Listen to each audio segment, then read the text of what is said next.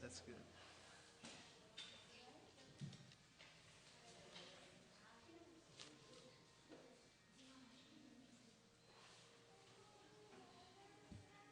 Do you know how to do too tall on the kartals?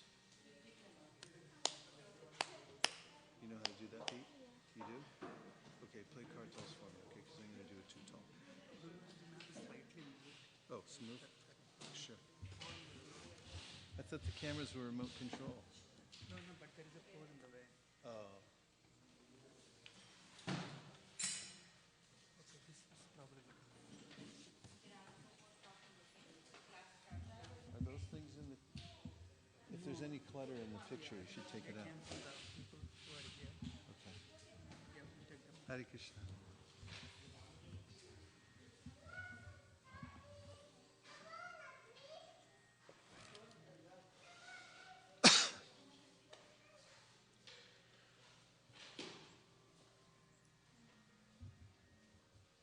Let's hear.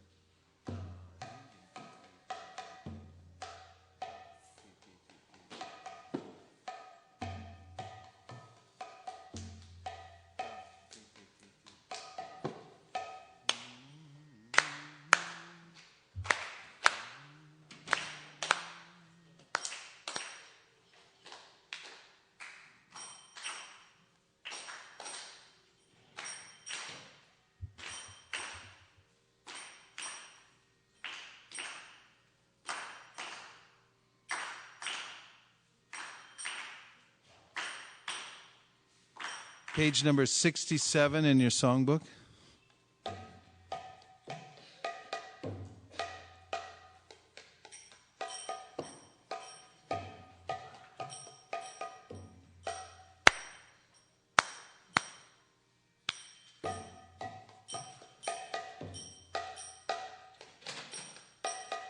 O he Vaishnava Thakur, Doyara Sagara, Hidase Karuna Kori. O he Vaishnava Thakur, Doyara Sagara, Hidase Karuna Kori. Diya Padachaya, Shoro he amaya, Tomara charana dori. Diya Padachaya, Shoro he amaya, Tomara charana dori. Jaya Begadomi, Jaya Dosha Shori, Jaya Guna Deho Dase. Jaya Begadomi, Jaya Dosha Shori, Jaya Guna Deho Dase. Jaya Satsanga, Deho he amare, Bose chi sangera se. Deho he amare, Bose chi sangera se. Jaya satsanga, Deho he amare, Bose chi sangera se. Jaya satsanga.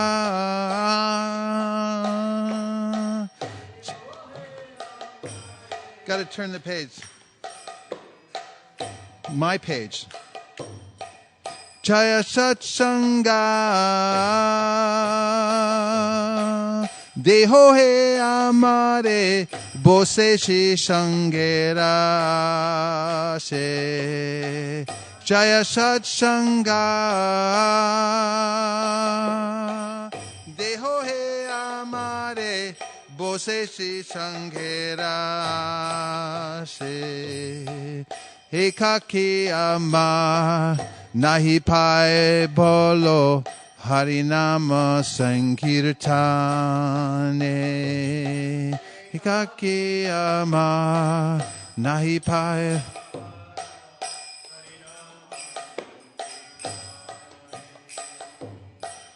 Tumi kripa kore shadabindu diya deho Krishna namadane.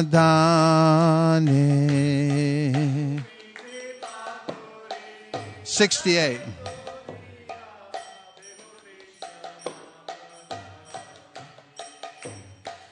Tumi kripa kore shadabindu diya deho Krishna namadane.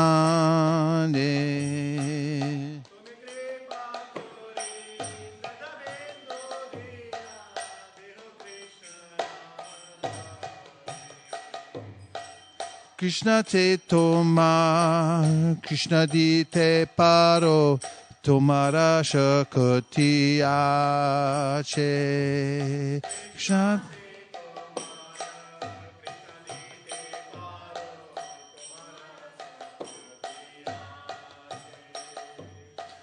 Krishna se tomar, Krishna di te paro, tomara shakti ache.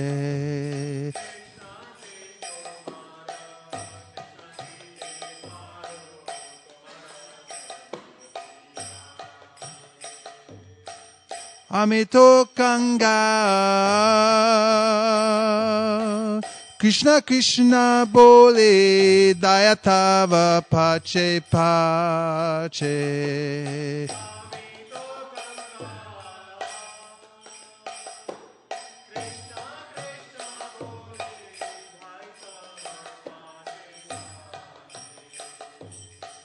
Amito Kanga Krishna Krishna bole dayatava pache pache.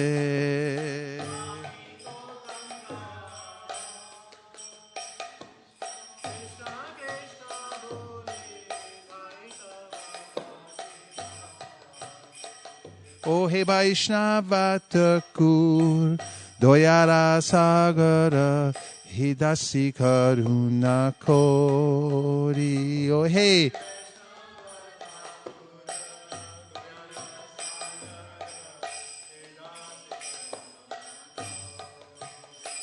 Oh hey Vaishnava Thakur Doyara Sagara Hidase Karuna Kori. Oh hey Vaishnava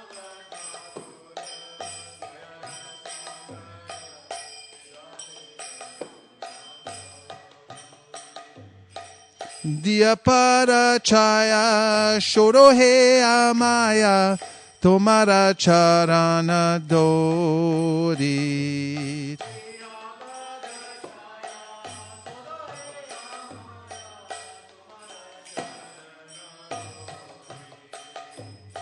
Diya para chaya shoro he amaya tomara charana dori.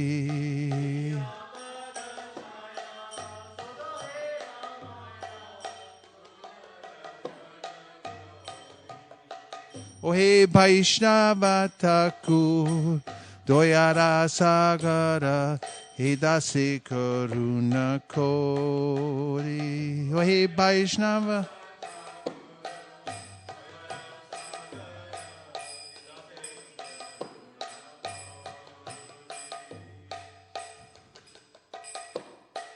Jaya Bega Domi Jaya Dosha Shori Jaya Guna Deho Dase.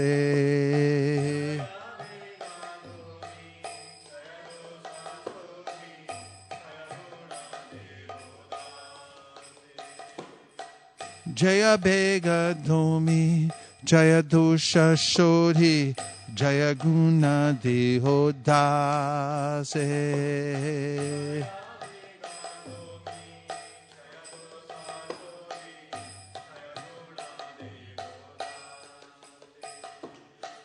Jaya Satsanga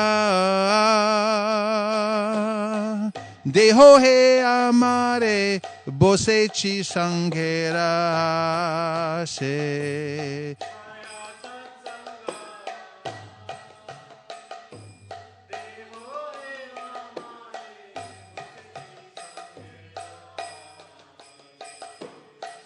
Jaya Satsanga Deho He Amare Bosechi Sangera Se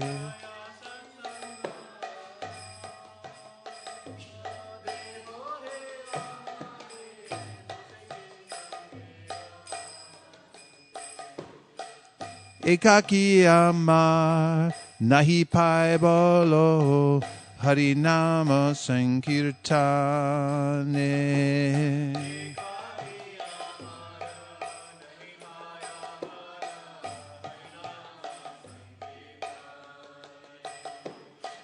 Ekaki Amar Nahi Pai Bolo Harinama Sankirtane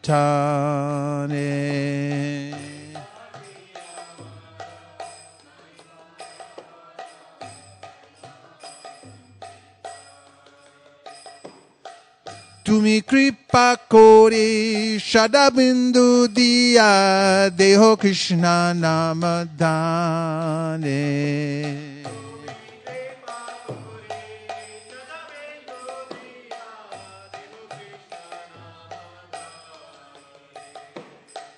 Tumi kripa kori shadabindu diya deho Krishna namadane.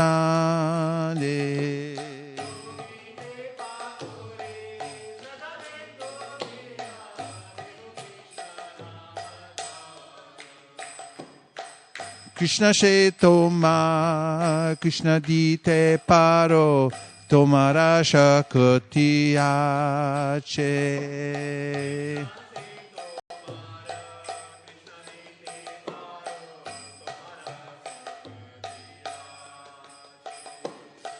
Krishna se toma, Krishna dite paro, tomara shakti ache.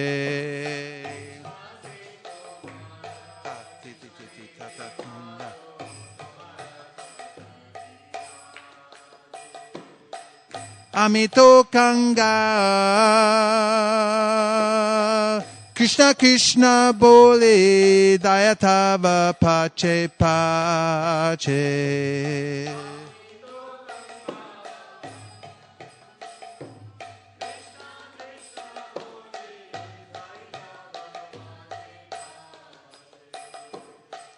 Amito Kanga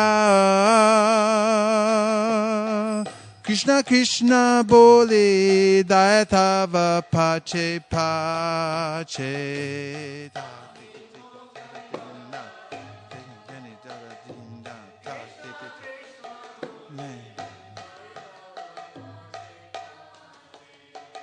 Ohe Vaishnava Thakur Doyara Sagara Idase Karuna Kori Ohe Vaishnava Thakur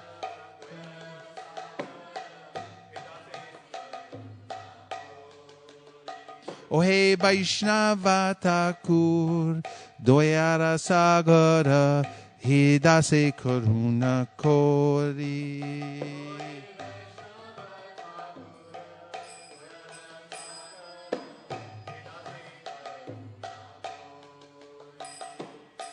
Dia Parachaya Shorohe Amai Tomara Sharandori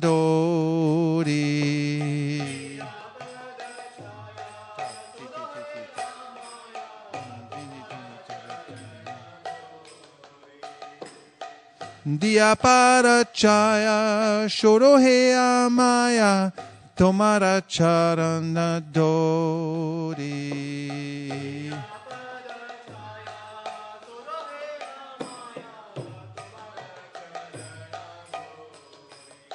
Ohe Vaishnava Thakur Doyara Sagara Hidase Karuna Kori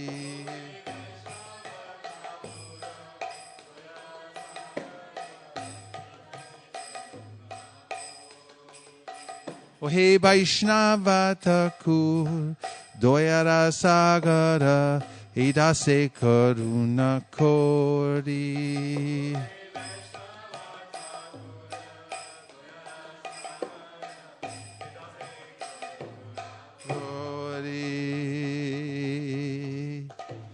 O Venerable Vaishnav Thakur, O Ocean of Mercy, be merciful to this servant of yours and purify me with the shade of your lotus feet. Your lotus feet I humbly hold. By helping me control the 6 urges and purifying me of the 6 faults, bestow upon your servant the 6 good qualities. O Master, please give me the 6 kinds of holy association. I have sat down here hoping to have your company. Alone I do not find the strength to chant the holy name of Hari. Please be merciful and blessing me with a drop of faith, bestow on me the great treasure of the holy name of Krishna. Krishna is yours and you can give him to me, for such is your power. This wretch is simply running behind you crying out, Krishna, Krishna. O He Vaishnava Thakur. Doyara Sagara, O Ocean of Mercy. Edase Karuna Kori. Please be merciful to your servant. Diya Padachaya, giving the shade of your lotus feet. Shodo Heya Maya. O purify me. Tomara Charana, your feet, Dhori, I humbly hold.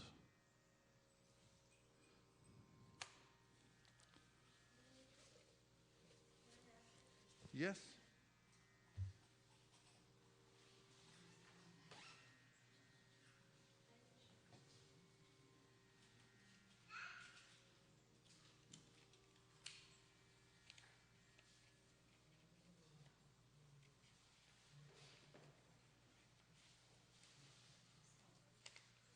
Okay.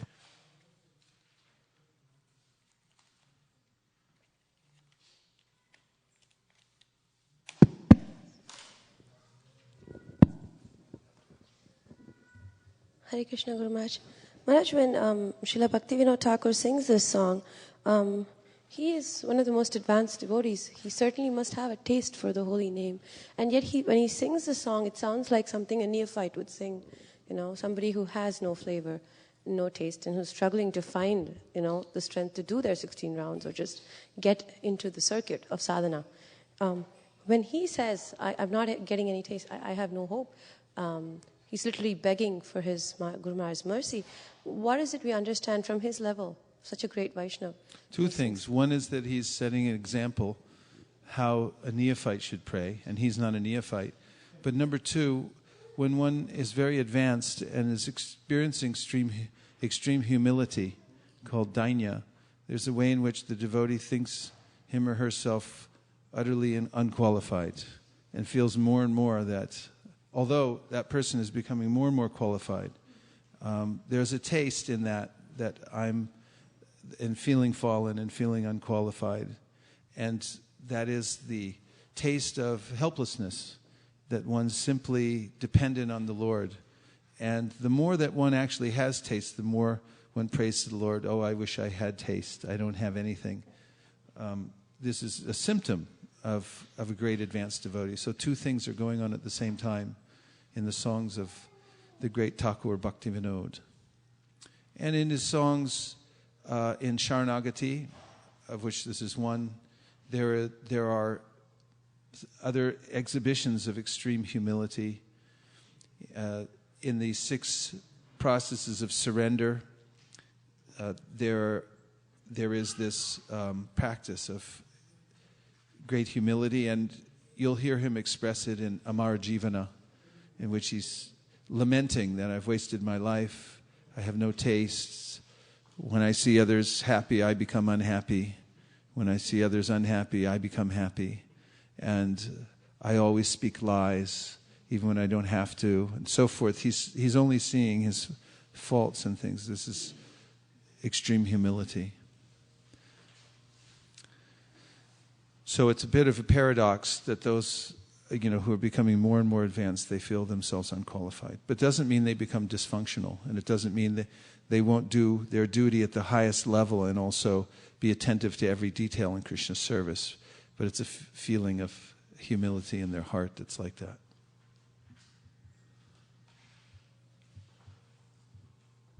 Jal. We have new glasses. I'd like to try them out. Om Ajnanatimirandasya Jnananjana Shalakaya Chakshurun Militam Dina Tasmai Shri Gurave Namaha Shri Chaitanya Manopishtam Stapitam Nina Bhutale Swayam Rupa Katamayam Dadati Swapadantikam Vandeham Shri Guru Sri Yuta Padakamalam Shri Gurun Vaishnavamscha Shri Rupam Sagrajatam Sahagana Raghunatham Vitam Tam Sajivam Sadvaitam Sadvatutam Parijana Sahitam Krishna Chaitanya Devam Sri Radha Krishna Padan Sahagana Lalita Shri Vishakan Vitamscha He Krishna Karuna Sindho Dinabandho Jagatpate Gopesha Gopika Kanta Radha Kanta Namostute Tapta Kanchana Gaurangi Radhe Vrindavaneshwari Vrishabhanu Sute Devi Pranamami Hari Priye Vancha Kalpaturu Brashcha Kripasindhu Bhya Evacha Patitanam Pavanebhyo Vaishnavebhyo Namo Namaha Jaya Shri Krishna Chaitanya Prabhu Nityananda Sri Advaita Gadadhara Shiva Sari Gaura Bhakta Vrinda Hare Krishna Krishna Krishna Hare Hare Hare Rama Rama Rama Hare Hare Go Premanande Haribo.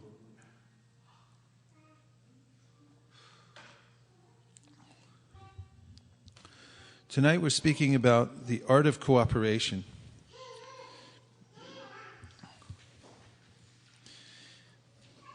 And the word cooperation means to work together, to cooperate.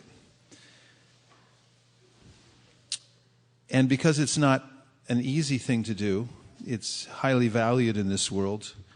We see that if someone's able to cooperate with others, he or she can get ahead in many different aspects of his or her life, because every living entity is unique and individual.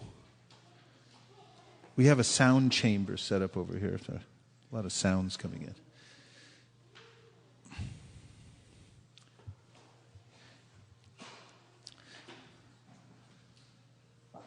Once Srila Prabhupada wrote a letter to one of the leaders of ISKCON who had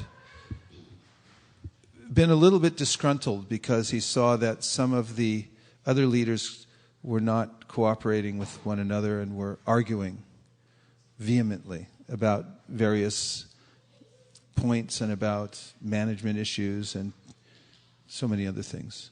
And he said, Srila Prabhupada, how can this happen in a spiritual movement, that people disagree with one another so vehemently and even argue and so forth? And, isn't this a sign of weakness? And very interesting reply from Srila Prabhupada in that he said, this is natural, in that every living entity is unique and individual, and therefore we have our own ways of doing things.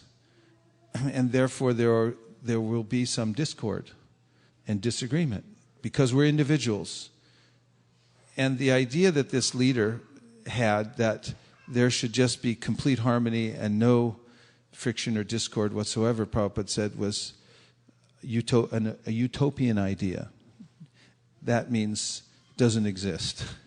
It's a dreamed of state. And he also said that it's impersonal. And if one conceives of merging into nothingness and not being a person, then maybe there's some idea of no friction. But in that, there's no taste. So one thing in the art of cooperation is to adjust one's expectations. Because if I'm expecting that I'll find in every stage or through my own expertise or because of my own willingness to cooperate that everyone else will cooperate with me, or if I think that within our spiritual organization there will be no discord or no differences of opinion, then we'll be disappointed. And this kind of disappointment leads to a lack of energy in one's service. So if you're fortified ahead of time and you expect that as I move forward with my services, I will encounter discord and there will be differences of opinion, then I won't be disappointed. And the next point is how to actually deal with those, rather than giving an ultimatum and giving up. This is one of the fallacies of relationship building and making an ultimatum. For instance, if you're working with somebody and they're doing something that you don't like, and you just say, if you did that again, I'll never work with you again. You've painted yourself into a corner, because now you either have to be a liar or you have to give up your ultimatum or you have to hold to your ultimatum, which is usually not a good idea, because time goes by and people change and circumstances change. So better not to paint yourself into a corner. Better not to make ultimatums and say never, always. These words are danger words when communicating with others, especially when you're trying to cooperate. Also, it's important not to assume what other people are thinking or why they're doing certain things. Therefore, as we'll find in this art of cooperation, it's very important to communicate and find out exactly what's going on. And in the art of communication, it's important to listen, because this is a lost art, listening. Generally, people are thinking while they're talking or while somebody else is talking and overriding what they're saying and their mind's elsewhere.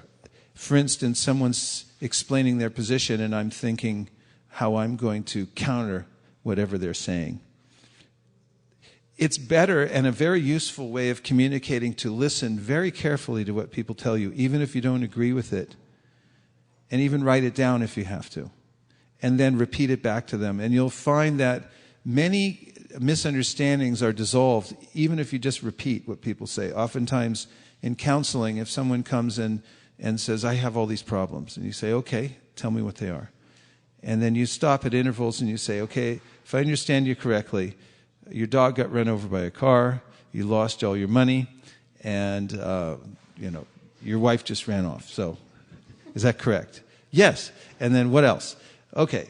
Well, I just found out I have smallpox. I mean, they go on, and if you just repeat back to them, you'll find that oftentimes they go, wow, that really helped. You really helped me. Thank you very much. You didn't have to suggest anything. You didn't have to prescribe anything.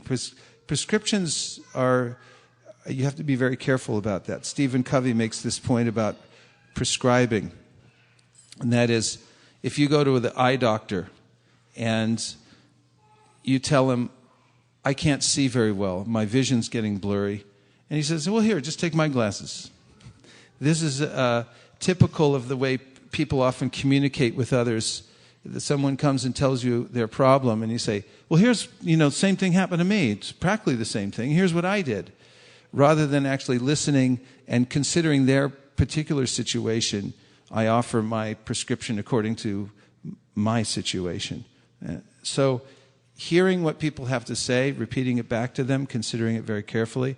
Also, when it comes to communication of two different ideas, two opposing ideas, don't paint yourself into a corner and say, if you do that, then I'm out or I'm finished. Because then you either have to be finished or you have to reverse what you just said. So if you learn some of these things, if we learn some of these things, if I learn some of these things, then it becomes a valuable asset anywhere you go, because you'll find the same friction in any organization that you go to. As long as there's people, there's friction.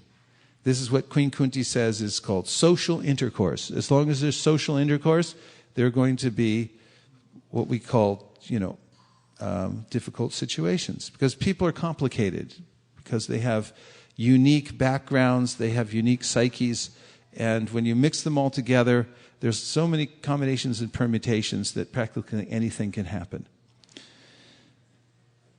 So we should keep in mind that cooperation for the sake of serving Krishna is very pleasing to Krishna. How do we know this? Well, there's one very important statement given by Krishna to the Prachetas, who worked together in their offerings to Lord Krishna. They performed austerities and meditation underwater for how many years? Do you remember how many years they stayed underwater? 10,000 years. 10,000 years underwater. They were performing austerities, and they worked together as a family unit and performed their austerities. And Lord Krishna said, the Supreme Personality of Godhead said, "My dear sons of the King, I am very much pleased by the friendly relationships among you. All of you are engaged in one occupation, devotional service. I am so pleased with your mutual friendship that I wish you all good fortune. Now you may ask a benediction from me." So Prabhupada points out in his purport how valuable is this cooperative spirit. And when devotees work together and cooperate to perform their services, it pleases Krishna very much.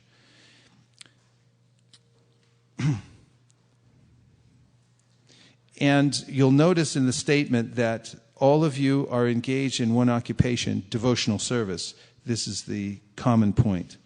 So cooperation requires finding that common point.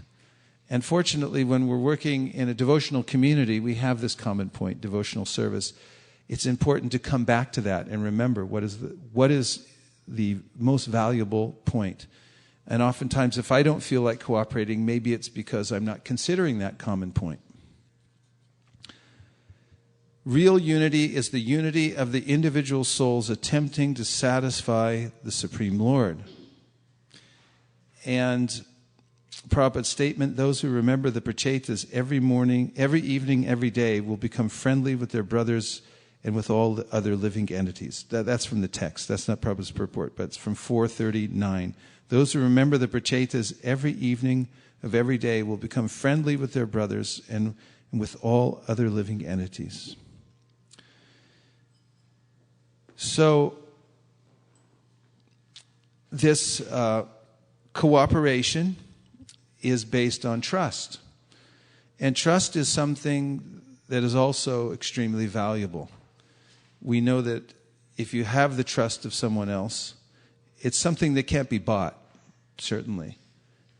And it requires time to develop trust, because consistency over time breeds trust. When you see somebody in many different circumstances come through with their promises, then you develop this invaluable sense that you can trust them. When you know that you can trust somebody, it's very valuable. And that takes time. To see people in winter, spring, fall, summer, through all the seasons, and they always show up, they always do what they say they're going to do, and so forth. And if they make a mistake, they make up for it, and so forth. You develop confidence, you develop trust in that person. So when there's trust, then you don't have to apply so many rules and regulations in order to cooperate. Rules and regulations generally are for people who don't have trust. And you can see that, two roommates living in one room. And if there's trust and there's a feeling of confidentiality between the two of them, that they're looking out for each other, if one is doing something which is disturbing to the other, they can simply work it out and trust that the other one will cooperate. But if not, they'll have to put a sign on the wall and say, all right, here's the rules. 9 o'clock, lights out, no more radio, whatever it is, no chewing gum and sticking on the floor. Whatever the dorm rules are, they have to impose those and they have to write them down and make them clear.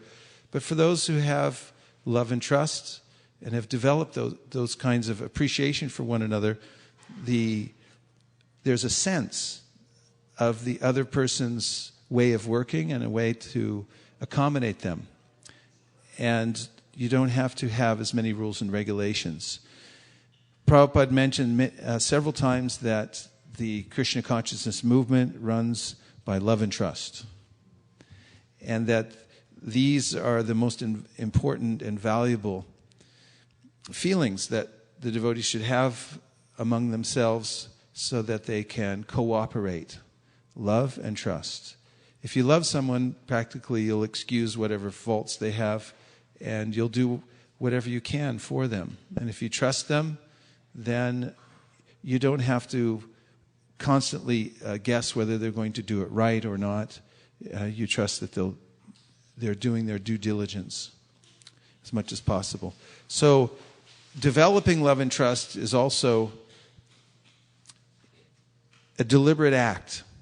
It's something that in a community, in a family, as long as there's two or more people, there has to be a conscious endeavor to develop this love and trust. And that should be a focal point for anyone who's progressive in human life or in devotional service.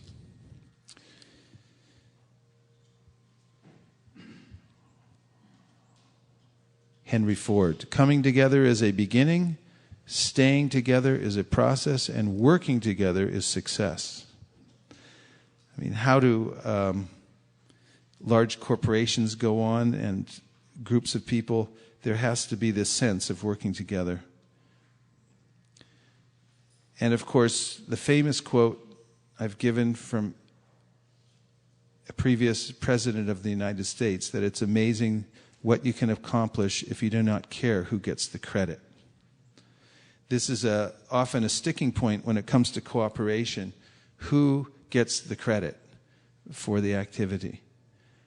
And in a spiritual practice, one must be self-effacing or ego-effacing, means that we're working towards stepping out of the center. Because the false ego will appropriate every circumstance and wave its flag and saying, this was mine, I thought of this. Wait a minute, I thought of that. How come he gets to say, how come I wasn't noticed for that activity? The more I have that tendency and the more I need to have my stamp on that activity, the slower it goes. And the more I'm willing to give others the credit and not mind, unless it's very important to develop the particular project for people to know. And that's another case I'll talk about in a minute. To take one's ego stamp off of whatever we're doing speeds up the project. It lets others move forward with it. We don't have to hold it back. There can be an unconscious way in which I hold back from cooperating with others because first I want to make sure that it's got my stamp on it. Otherwise I won't let it out of the box. I don't want it to go out to public unless everyone knows it's me that did this. And that stifles cooperation. And living entities are sensitive, and therefore they appreciate when someone is ego-effacing and is also giving the credit to others, or allowing them to take a due credit and not trying to hold back. And that also, counterintuitively, brings more glory, actually, to the person who's empowering others and letting the activity go forward without having to stamp it with one's little ego stamp. There's a little stamp the false ego has, he keeps in his desk. And he has to bring it out every time and say, that's mine, that's mine, that's mine, that's mine, I thought of that. And if you can bypass the little stamp master and let things go for the sake of the service to the Lord, that the Lord's being pleased and he's being taken care of, then one's service can expand quite remarkably. And how to do that? How is that actually possible? There's only one real way that can be done, and that is if I understand that Krishna's the witness. He knows everything that's going on. He knows all the activities, and he can see very minutely who's doing what, who has what motive in the process of cooperation. And if I understand that and I'm working for him, then instead of trying to get external approval, then it's very easy to transfer that need to be noticed, which is always there, to trying to attract the favorable glance of Krishna and say, this is for you. And you already know what's going on anyway, so I don't really have to wave a flag towards you. I'll just do my service. This fosters an environment of cooperation. That's why it's a very advanced activity, a very advanced state of consciousness, cooperation. Sundarananda Prabhu. Here we go. We have a digital mic coming towards you. Trishab's got it. Don't get to try the digital mic. Yeah, those were very nice points, Prabhu. I just have a question on that. What about external validation from gurus like Shiksha Guru, Diksha Guru? Of course, Krishna knows it. Is it all right to expect validation from our senior or superior Vaishnavas for whom many times we do things because we generally don't perceive Krishna's connection directly? Yeah, it's okay to take. I'm not saying that it's completely taboo to take any kind of external feedback or to present it before someone, but we should make sure it's not being appropriated by the false ego, and that's why we're motivated to do it. And more often than not, more likely than not, if you're dealing with devotees and even ordinary living entities who are not engaged in a spiritual process, become aware of those who are selfless workers. They tend to get noticed, especially by those who are managing, because they're so easy to manage. And in a corporation, someone who's not always trying to pull the center back to them, but they're willing to do their duty no matter what, will excel.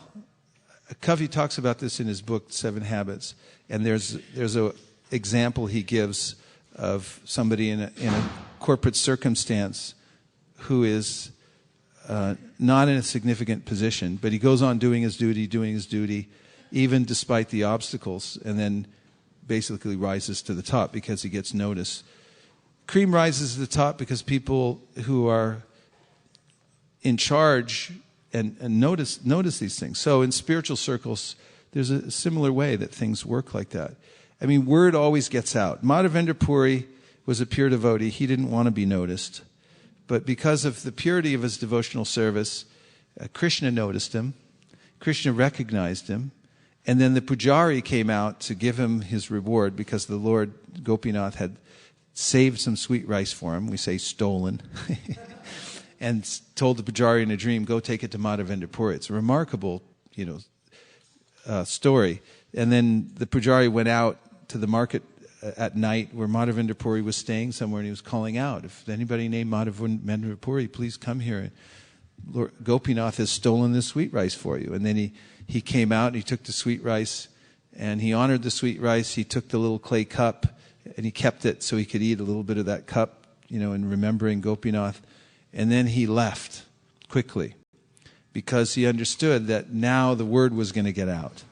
The pujari would tell somebody, and in that section it's mentioned that fame follows the devotee wherever he or she goes. And it's not because they're trying to put themselves forward. So if you report in a humble way what the facts are and don't try to embellish, because somebody who's leading you needs to know, but you're ego effacing and you hold back and you don't present it, that person will know anyway.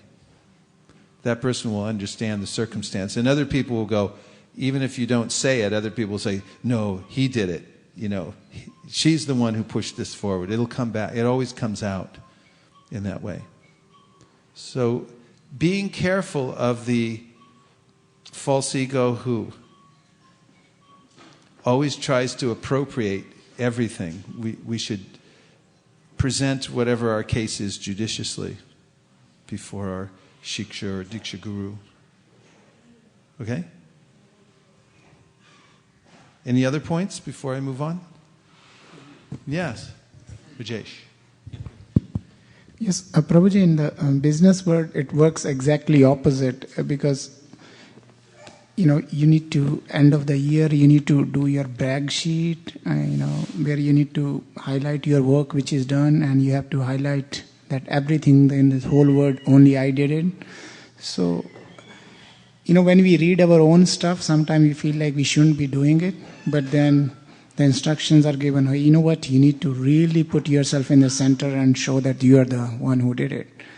So if you remain totally humble, I'm not sure how that really work in the business world, or is there any... When you're in certain circumstances, you have to do what you have to do. You have to assess the environment, and then you have to act accordingly to maintain your job. There's a way that we're maintaining our physical, mental being in this world, and you might find yourself in certain circumstances where you have to zig and sometimes zag. If you get thrown in prison, there's certain ways you have to act. If you get thrown in, in a company somewhere, you'll have to act in a certain way to go along with the decorum, and understanding how to do that in a dutiful way. Fill out your paperwork, hand it in. It can be done. I mean, Bhaktivinoda Thakur was a high court judge. There were others, Ramananda Roy, who was a governor. Obviously, he wasn't not doing his duty and stepping forward when he had to be. Humility doesn't always mean to be meek and humble, but what it really means is to not put oneself as the center. But when you're in a situation, a work situation, where you have to present your work and you have to show it, you do it out of a sense of obligation or duty. You do your duty, what has to be done to perform that kind of work. This is called vyavaharika. It means you have a portion of your life that's dependent on doing the necessary thing. But you can also do it without a sense of I, me, and mine. You just do what has to be done. You had a point, Sunny? Prabhuji, you were mentioning that cooperation is based on the trust. So, in that context, the trust and beliefs are the same, or is anything different? Is trust and belief the same thing? Yes. Is it, or is it different? Well, it depends on how you're defining the two, but it's more semantics. The idea of trust is that you develop a relationship with a person over time, and you have a strong feeling that they're good for their word, that they have integrity. They're going to do what they say they're going to do. So in a sense, you believe them when they say something. And it's the most valuable asset that we have, our integrity. Our integrity with other Vaishnavas, our reputation, is very important. That is the reputation for being trustworthy and honest. And we don't have to be perfect, and we don't have to try to imitate a perfect person if we're not, but we should be straightforward and honest. And if you're working with people that are straightforward and honest, and you come to understand that that's how they operate, then you tend to trust them, and the cooperation becomes easier. A few more points. If at least one person in the team has the deep desire to cooperate in order to please Krishna, that attitude is the starting point towards success. I like that point because if you're in a group and you set the example by not trying to take the credit, by trying to assist others, then it tends to encourage other people to do that also. That spirit of selfless service and humility in working for Krishna. And again, humility doesn't just mean being meek and humble. It means putting Krishna in the center. So, Srila Prabhupada asked this question in the Bhagavad Gita, was Arjuna being humble when he went to fight the battle of Kurukshetra? And the answer is yes, amazingly. Some people might say, well, that's not very humble. How could he be humble and go out and fight and, make battle cries and shoot arrows and, develop that kind of, aggressive feeling towards the other side? And the reason is because he was doing it for Krishna. He wasn't doing it for himself. So whatever we do when we're putting Krishna in the center and taking ourselves out of the center, this is humility. And however that manifests externally is, it can't be judged by the exact external manifestation. It can only be judged by the motive that's behind it. Yes, Sri Vaspana Prabhu. And to just complement that, Lord Bhishma Dev shot arrows at the Lord. Externally, it may seem that he was really fighting against the Lord, with all the vigor, but actually he was pleasing the Lord in that process. Nice. And Bhagavatam says that Lord felt his arrows like flowers. Yeah, it augments the point that you can't tell from the external activity, right? Because someone would say, he did what? But it was pleasing to Krishna. Yes, thank you. The cycle of cooperation, dependence, independence, interdependence. This is usually seen in the lives of some devotee kids who are raised in Krishna consciousness since birth. Just that there's a way in which, because sometimes I'm in a dependent situation and I'm cooperating only because I have to. And then, because living entities have free will, oftentimes they look at the situation and they say, wait a minute, I don't have to do this. And then they separate themselves from the situation because they can at some point. And kids do this a lot. They go through life, they're dependent on their parents, and they do what they have to do. And then when little Jiva gets a look and says, wait a minute, I could do whatever I want. I say, maybe I will. Who can stop me? Right? Then they become independent. And this, I'm just giving kids as an example, but it can be anybody. And then when someone decides on their own free will, I'm going to go back and do it because I want to do it, there's no power in the universe that can stop that. It's extremely powerful. When someone decides that I'm going to do something, I made this quote the other day, just thinking this determination that I'm going to do it no matter what because I want to. I'm using my free will to do this service because this is what I've decided I'm going to do. It's the right thing. I've clearly understood it, and now I'm doing it. And if someone has that kind of determination, they can't be stopped. In fact, in the manual for war fighting by the U.S. Marine Corps, which I read a couple of times, it's very interesting. The manual is called War Fighting, and it was written by a five-star general in the U.S. Marine Corps. It's sort of a manual that describes what war is and why wars are won and why wars are lost. And he makes some interesting comments in there, but it's not the superior firepower that wins a war. It's the will of the leader. And the leader engenders in the hearts of all the followers the same kind of will to win that wins. Because, we've seen it in history many times. The stronger army doesn't always win. But if somebody has decided, I'm going to do or die, they win in the end. If the other side thinks, I'd rather be back in California. Why do I have to be here in Vietnam? I didn't sign on for this. I was drafted. This is what happened in the Vietnam War. There was a lack of will. They were sending kids over there who didn't want to go. How are they going to fight against somebody in their own homeland who's decided, okay, I'll just die for this? You can't beat that. It's impossible. So when somebody has this will to succeed, and they've decided, it's definitive, that I'm going to do this, no matter what happens, then you can't stop them. And so when somebody enters an organization like this, a volunteer organization, and their motive is clear, and they say, I'm going to serve, no matter what happens, no matter what the circumstances, no matter what anybody else says to me, I'm serving.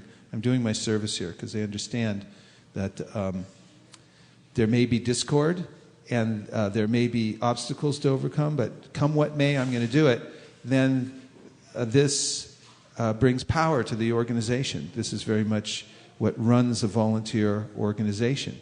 And what else do we have? We're not paying anybody. Prabhupada used to point this out all the time. He had all these disciples running all over the world. He would say, for instance, there's somebody challenged him at a Pandal program and said, if you guys are so great, why don't you go to Pakistan and preach? So Prabhupada,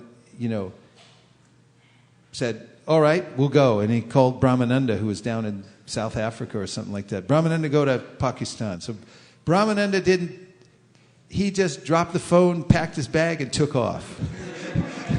Before Prabhupada could change his mind, which he did, to bring him back. He was already in Pakistan. I mean, en route. There were no cell phones, no internet, nothing. So, he couldn't be called back. So it was fail-safe. He had already gone there. And of course, there was, the story. There was some article in the paper about some Americans had been captured and killed. And it sounded exactly like, it was Brahmananda and whoever else, Gargamuni went there, I think, with him. And Prabhupada thought they had been killed there. But the point was that at any given time, if Prabhupada just said, do this, devotees would go and do it. Okay. And that sort of cooperation based on absolute conviction that this is what I'm going to do is very effective. In fact, Prabhupada used to make statements that if everyone would just completely cooperate, we could spread Krishna consciousness all over the world in 25 days. Okay, next things, I'm bringing up a few principles from Kalakanta Prabhu. He raised these in his lecture in Mayapur, which was a shot heard around the world. Such a wonderful devotee. In fact, recently I saw an e-book that he had produced as a glorification of Srila Prabhupada for his Vyasa Puja, and he had written some poetry. He's a poet. He's put into poetical verse the first canto of the Bhagavatam and some other books as well. It's very nice to read. And Kalakanta Prabhu was, he's a very advanced devotee. In that poetry I was reading, he was saying that, Prabhupada, it was in poetical verse, so I can't reproduce it completely. I only saw it once. But he said, I could have been a PhD. I could have been a statesman speaking on behalf of the government, something. But I took all those things and I laid them at your lotus feet. And he was saying, and I have no regrets. And I was thinking, if someone else said that, I might think, well, maybe you might have got a PhD, or maybe you might have been able to speak on behalf of the government, or even been the king or the. And I thought, but in Kalakanta's case, it's true. He has that kind of acumen for all kinds of things that he could actually attain those things, and he laid them at the feet of his spiritual master. So he's developed a project in Gainesville, Florida, which has become an example for devotees all over the world. And in fact, I know Kalakanta travels to various places to show others how to set up a program like he has to facilitate and cultivate new people to join Krishna consciousness, especially students, and very particularly Western students. He makes an environment so that they feel comfortable and they want to join and so forth. So, with that preamble, he gave a lecture in Mayapur earlier this year, and it was very well received by everyone. And at that time, Mayapur was full of leaders from all over the world, and everyone felt that it was a coup d'etat. His presentation was astounding. And here are a few of the points that he made about how he's had the success that he's had in Gainesville, Florida. He said, first and foremost, amanina amanadena. Look for the better qualities in others and appreciate those qualities. So when you meet somebody in the art of cooperation, look for the common point. Look for the point that actually connects you to the person. And what connects you really? It's what you can appreciate about the person. So if you can find a quality in someone that's greater than a quality that you have and then appreciate it, this makes a cooperative bond between you and that person. So he teaches this. Look for the good in others. Look for the good qualities in others that you're working with and appreciate them. And as we've talked about in other classes, this appreciation is a very powerful force in and of itself because it opens your heart and you're able to actually imbibe the good qualities of others when you appreciate them. And it's just the opposite when you're envious. If you see a good quality in someone and you think, why should they have it? Why shouldn't I have it? Why are they so expert? Why aren't I that expert? And then the envy comes in and you think, I wish they would fail so I would look better. This is the essence of envy. It's the inability to tolerate the eminence of another. And so that closes the heart. And whatever good qualities the person has bounces off me like I have a force field around me. And their good qualities just bounce off and I never get them. But appreciation, which takes a little exercise, it's a muscle. You have to exercise that muscle of appreciation. The mind is going, don't do it. Like, why? Just like with exercise. Every day you have to exercise, especially when you get older. And the mind is saying, well, just skip today. Why do you have to exercise? No, do it. You have to exercise. After you feel great. But beforehand, no, don't do it. So this muscle of appreciation, you have to exercise every day and say, yeah, use it. The more you use that appreciation muscle, the more it gets strong. And you learn that this is how I grow in life. Actually, I learned to have gratitude and appreciate others. This Amanina Manadena was taught by Chaitanya Mahaprabhu.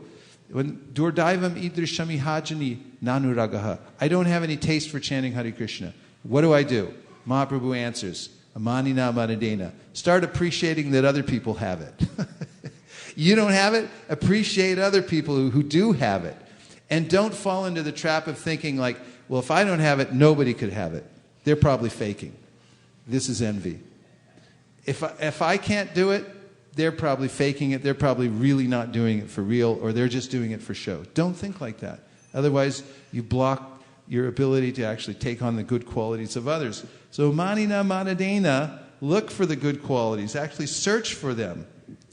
And then appreciate them. Appreciate those qualities. I saw a couple of years ago, there was one devotee who was finding devotees, God brothers, to appreciate, and he was writing articles about them in Dandavats. I found it very refreshing.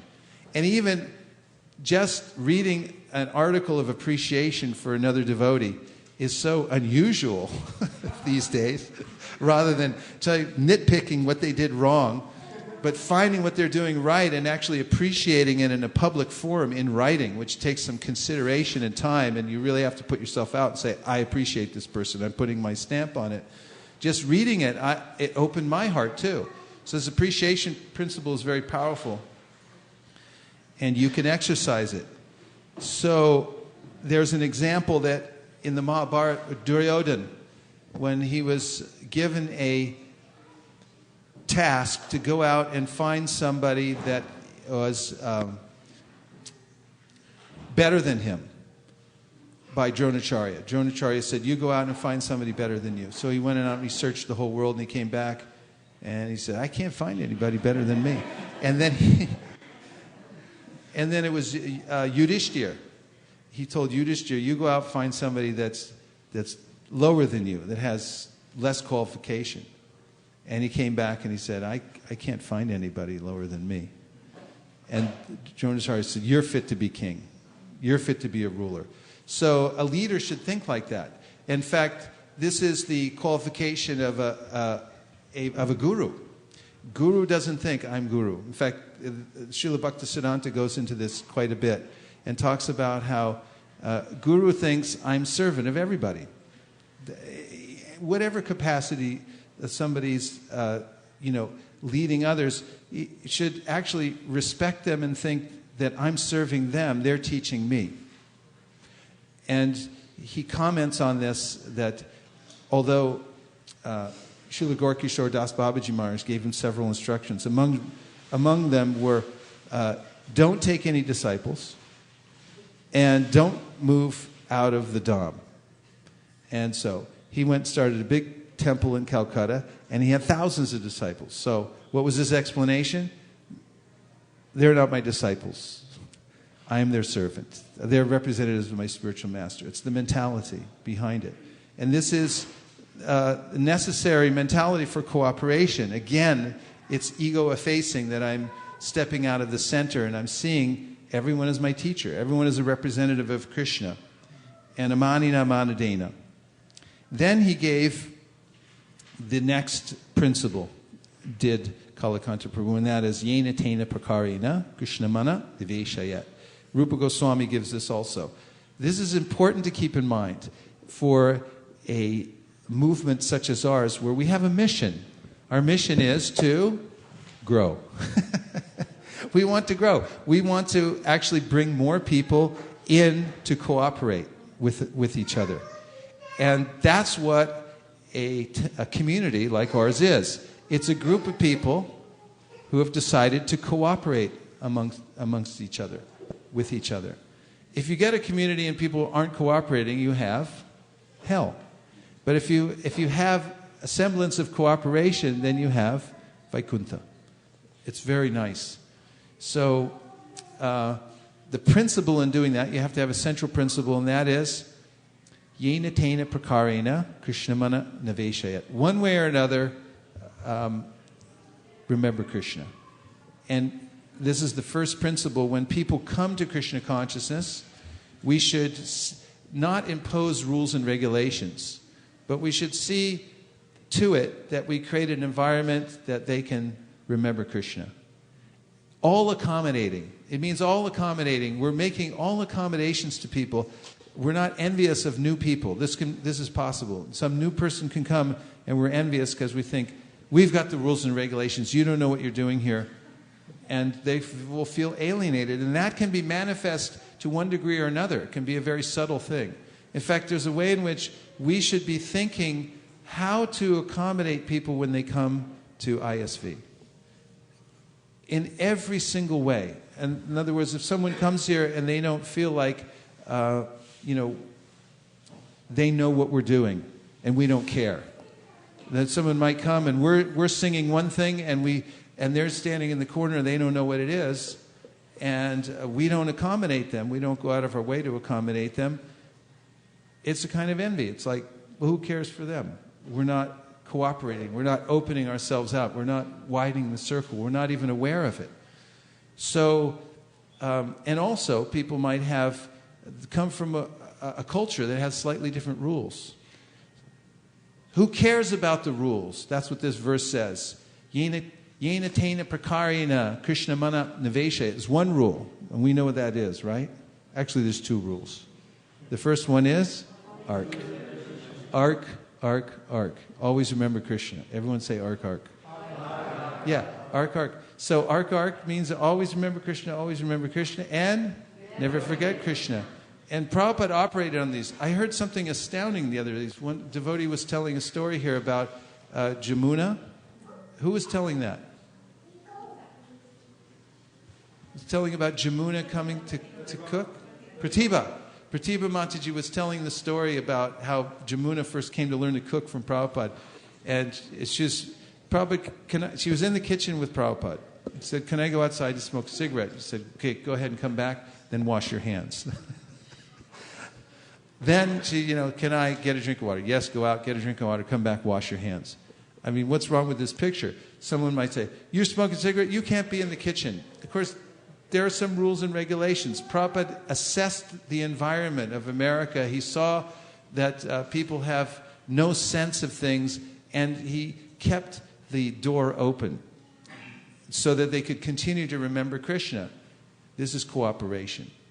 We're cooperating with them, and we're accommodating them. This is a kind of cooperation, accommodation, that we understand that this person has a certain need. The Vedas are very accommodating. In fact, the Vedas say, you can eat meat. What? For people who are shocked. Well, how is that? Because they're cooperating with the fact that living entities have fallen into a low state, and therefore they need some accommodation. Therefore, in the Vedas, there's a provision. You can eat meat. You have to do it on a dark moon night. You have to say a mantra to the goat you're about to kill, saying, "You get to kill me next." and so forth. But there is a combination for this. And this idea is that we should open the door for everyone, allow them to come in. So this idea is that first of all, think about Krishna, the rules and regulations come later. First of all, remember Krishna. Later come, first of all, second of all, later let them come. Because Vasudevi Bhagavati Bhakti Yoga Prayojita Jana Yashuvairagyam Jnanam Chaya Rahaitukam. If someone does devotional service, naturally they get knowledge and detachment from the world. Yasyasti Bhaktir Bhagavatiya Kinchana Sarvar Gunas Tatra Samasate Sura Harava Bhaktasu Kuto Muhadguna Manoretenasati Davatobahi. If someone performs devotional service, he or she naturally develops all the good qualities of the devas. So we want to engage people. And the third point he makes is Anandamayo Bhyasat. That is, everyone's searching for bliss, happiness. That's what they want. They don't want rules and regulations. They want happiness, they want bliss. And that comes in the form of love. Everyone wants to be loved. So if you extend your love to people who come in these doors, they'll feel it. That's one thing all living entities feel. They can sense it, even in lower life forms. If you extend kindness to living entities who are not in a human body, they respond, don't they? I was walking in Dog Loka today, which is where I live. Well, you don't know I live in Dog Loka, right? That's otherwise, a.k.a. Burlingame, California. It's also known as Dog Loka. Everyone has to have a dog there. I haven't turned in my my registration for a dog yet, so I guess I don't have one. But whenever I go walking, I notice everyone has dogs, and I was watching this morning people admiring each other's dogs and how much the dogs respond. A living entity in a dog's body knows when people are giving attention and love and so forth, and they cry for it, actually. And all living entities are like that. So this is a universal principle. If you extend your love and compassion to people, then they will respond in remarkable ways. And that's what our organization is meant to do. We're followers of Sri Chaitanya Mahaprabhu. And that's what he did. Everywhere he went, he extended his heart to people. And he brought them closer to Krishna by giving them the opportunity to feel that love and compassion that he was distributing liberally everywhere he went. So these three principles, amanina amanadena, look for the better quality in others and appreciate it. Yenatena prakarena, first of all think of Krishna, let the rules and regulations come second. And third, anandamayo vyasat, understand that what people are really looking for is love. And if you extend that to people, they'll overlook all the faults, they'll overlook all the cultural differences, everything they will overlook if they experience that love, which is real ananda.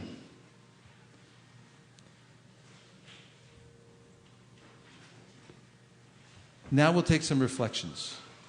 Yes, Vito.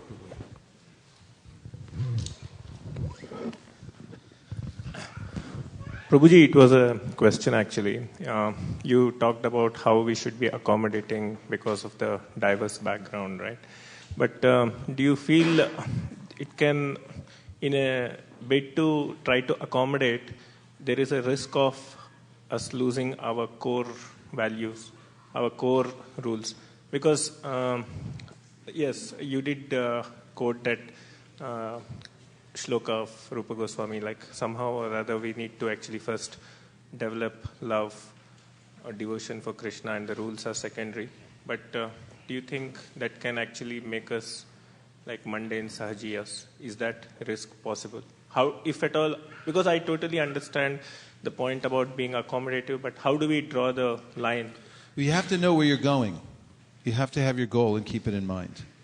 If you have that, then you'll actually feel more liberal to accommodate people because you'll have a very strong sense of who you are and what your values are. People who actually are very sure of themselves and what their values are and where they're going, what their goals are, can accommodate others and be liberal.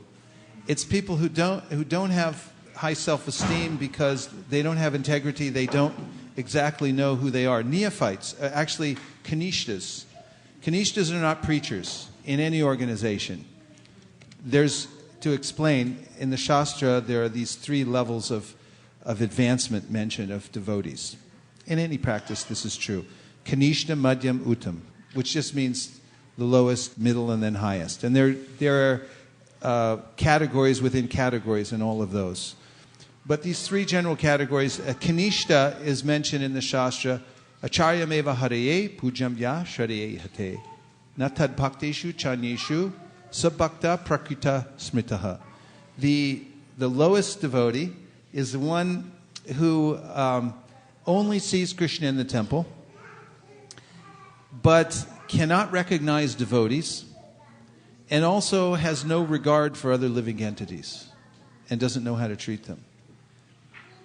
And Kanishtas, therefore, can't accommodate others. They can't preach to others. And their faith is very weak also. And because their faith is weak, they're afraid to extend themselves and take chances with other people because they feel that I'll lose what I have. And because they're not sure of themselves. Madhyama Adhikaris, on the other hand, are preachers. They do take risks for Krishna because their faith is very strong. They're very sure of themselves. They're very sure that they are eternal servants of Krishna. They're very sure of their value system in Krishna consciousness. And therefore they can afford to extend themselves to others who are not of their ken, who have slightly different ways of thinking about things and doing things, because they don't feel like they're going to lose anything. And therefore, but within the Madhyamadikari category, Ishvare Taradineshu Bali Sheshu Dvisatsucha Prema Maitri Kripopeksha Yakaroti Samadhyamaha. Havi Yogendra explains that the preacher makes discrimination. It's not that we're indiscriminate. He's clear about what the goal is, and therefore he discriminates amongst those he's teaching. And if somebody's envious, he doesn't accommodate him. If he detects that there's an envy within a person, that they're not interested in your organization, they're not interested in your mood or your mission, it's not that he foolhardily accommodates such a person. But if the person is innocent and open, then he does everything he can to accommodate that person, to make sure that he can get some traction. And there are 20 qualities of devotees listed. And among those are humility, pridelessness, nonviolence, and so many other things. And then there's devotion to Krishna. Now, Rupa Goswami says, if a person's lacking 19 qualities, but he has one quality, and that is that he has some devotion for Krishna, he said, you have to accept him as a devotee. Krishna says the same thing in essence. Api chet sudaracharo bhajate mamananya bhak. Sadureva samantabhya samyag vyavasito hisaha. That if somebody shows loose character, but if they have that one quality that they're determined, they want to be Krishna conscious, even though right now they can't quite do that, you have to consider them a sadhu. And if you reject them, it's an offense, actually. And therefore, in summary, you should be very clear about the goal, and preachers can see that there's magic happening. There's magic happening. We're not in any danger. If we stick to the process given to us by our spiritual master and Sri Chaitanya Maharaj, we're not in any danger at all. We will be protected under all circumstances. The only danger is if we deviate from that. If we keep the essence of that and we understand it and we're practicing it ourselves, we are liberal in how we extend it to other people.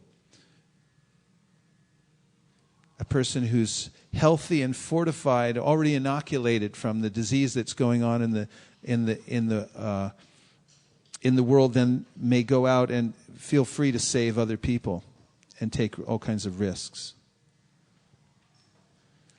But it's a fair point, and it's a good question that we have to analyze what is our motive for accommodating people.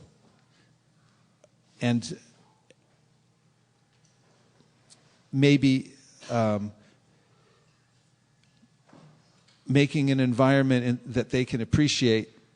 Are we doing it to avoid Krishna? Like once Rabindra Swarup Prabhu, I heard he was talking about how for many years he was discussing with many people. Sometimes people say, well, people aren't so much attracted to all this Krishna stuff. So then devotees for a long time, they're discussing different ways to present Krishna consciousness without putting Krishna in it, which is a really tough thing to do. And then he said, after talking about it for years, with different people, different conversations, he decided, we'll just leave Krishna in. So a straightforward presentation of Krishna consciousness, but at the same time accommodating that person's particular situation is an art. It's an art, and that's the art of the Madhyama Adhikari. It's an advanced devotee, and when one has faith and can take risks, then Krishna gives intelligence how to do it. And sometimes those by Kanishta Adhikaris, those are seen as very dangerous things. When Prabhupada came to America, and he was taking risks all over the place, according to all the people back in India, or other preachers and godbrothers that he had known who were Kanishta Adhikaris. They were inflexible. They saw Prabhupada bringing the Westerners into Krishna consciousness. And all they could see is like, they're dancing together, men and women in the same room. How can you do that? Because they were used to living in a monastery. And they're like, what are they doing together? But they had no way of understanding what was going on in San Francisco in 1967. Practically nobody could understand what was going on in 1967 in San Francisco. I mean, it was a revolution of consciousness. People were drop out, tune in. No, wait. Tune in. If Keshav Bharti Maharaj was here, he could tell me. I should know this stuff from the 60s. I forgot. There were all kinds of slogans that had to do with, drop out of society and tune into the inner consciousness and so many things. And it was a romantic era, a rebirth of a romantic era, which means that anything goes. We're going for the inner life, and we don't care about rules and regulations anyway. And it's remarkable that Prabhupada was able to walk that line of introducing Krishna consciousness in such an era where people were saying, forget the rules and regulations. We're tired of the status quo. We want to do our own thing. Do your thing.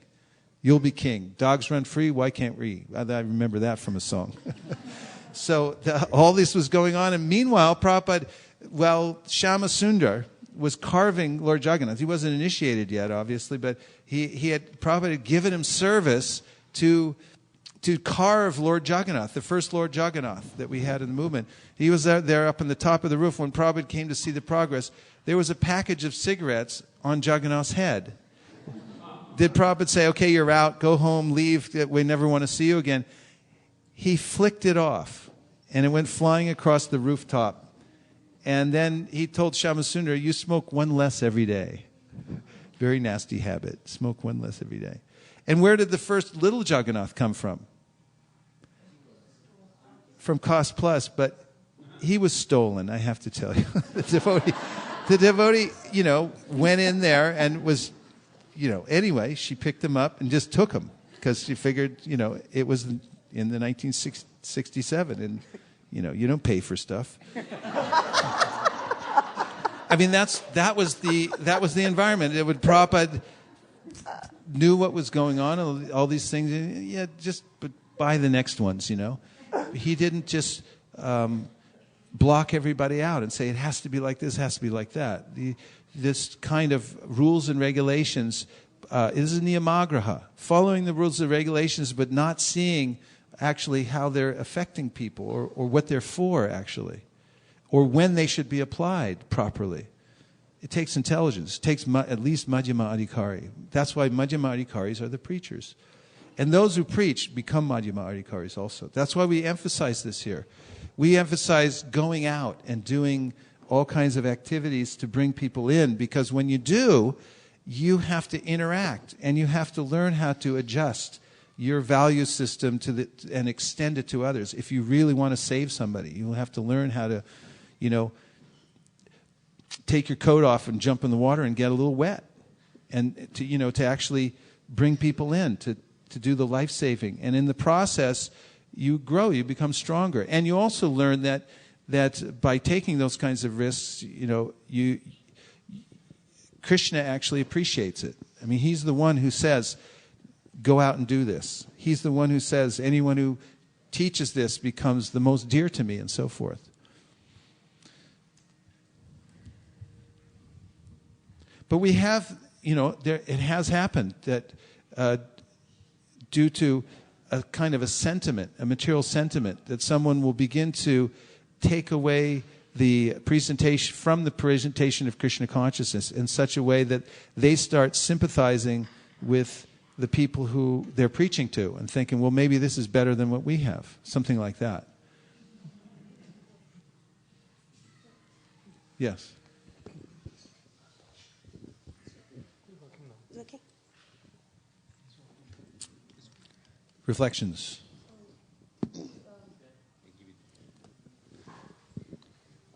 Better ask Ramananda Prabhu why that fancy new digital isn't working. We had gone to a person's house yesterday because they were having a puja there. It was a gathering that they were doing bhajans. And we were hoping we could do some Bhagavatams there. So I dragged my husband with me. I said, come on, we'll go and try it. We went in. And I realized that the group had already knew us because Prabhu was like, you people. And he pointed to the tilak. And he said, you guys, I know you. You're the Krishna people, right? And, I know a friend who's gone off with you guys. She used to be with us. She's not with us anymore. But they were very friendly and they talked to us.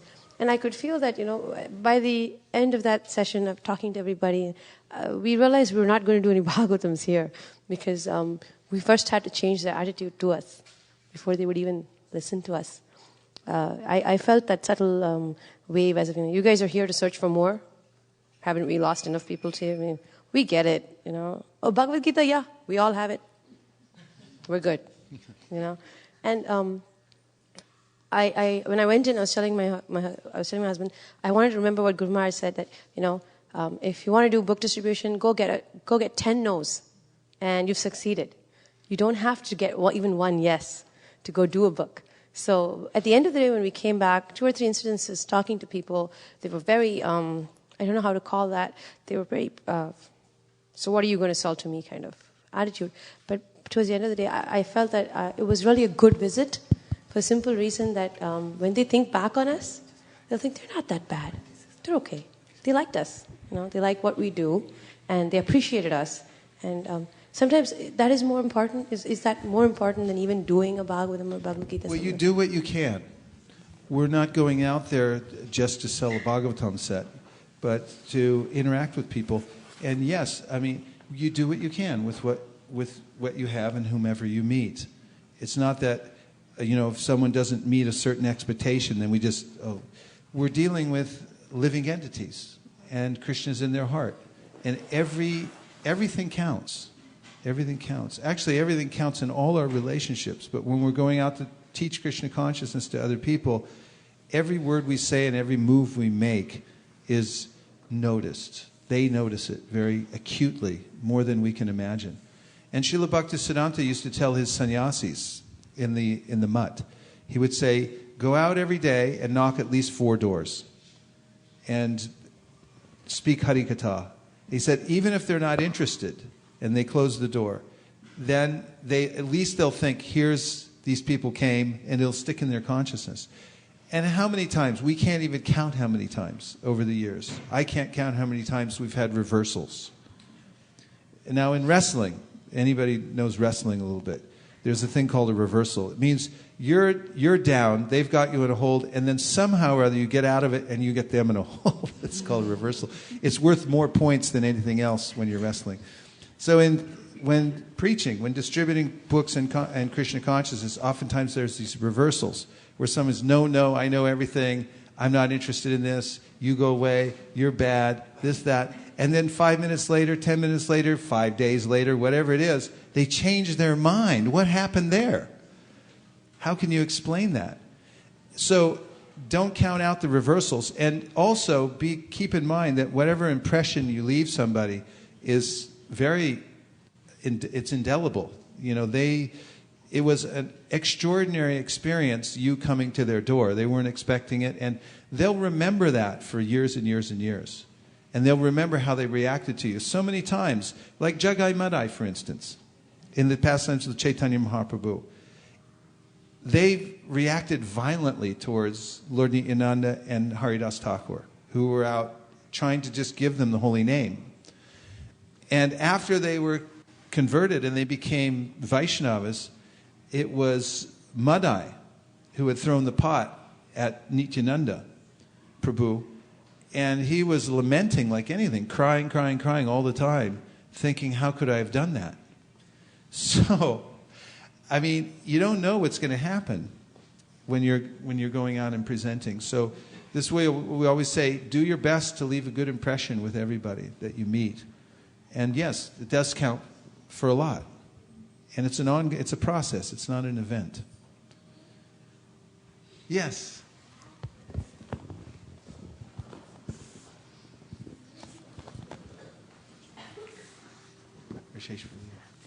I just wanted to share a very nice experience because we were talking about books. Just today morning, I, somehow the thought came to my mind. There's a very beautiful temple, Sanatan Mandir, in San Bruno.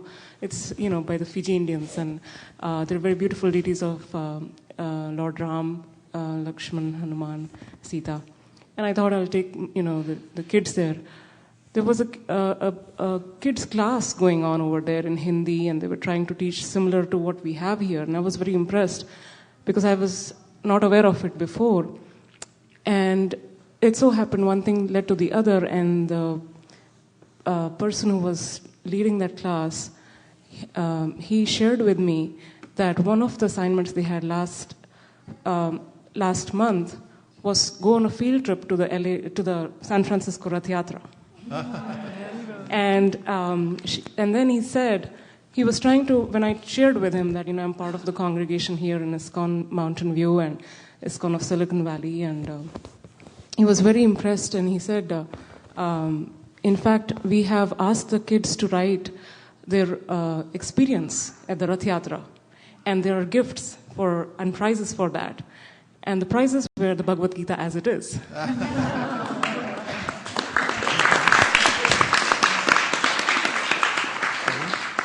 So I was very blessed by that, unexpected experience that he gave me, and everyone was very, all the, I would say the management and as well as the devotees who are managing the temple, very humble and a lot of service attitude. I was very grateful for that experience. Very powerful for story. Dilip Bhai.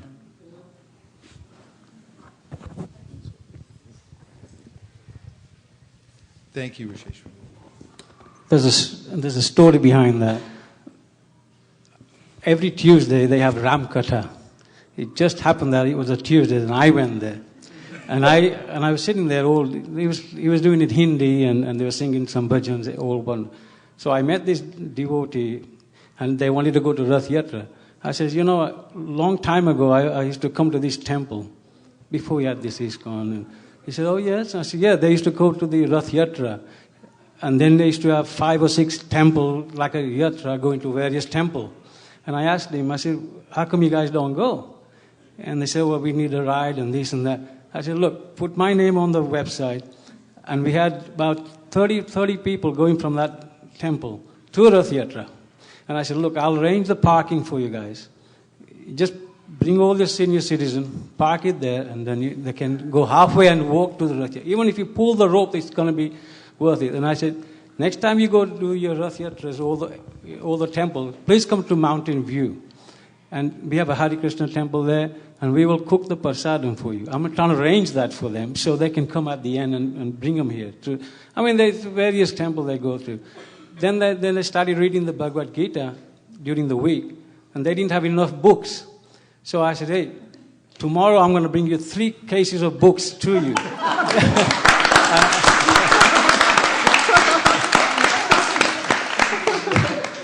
Then I said, I committed myself. I said, look, then I'm going to bring you a guest speaker. As soon as you start, that's where you're going to come in. And I said, we will give you a demonstration how to read Bhagavad Gita, and then you can take it from there. And funny, his name is also Dilip Bhai.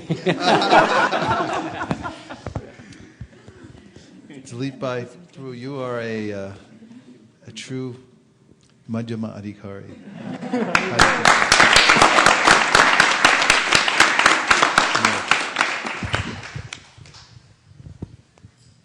You were saying earlier in the class about openly appreciating, and in that context, I want to just share one thing.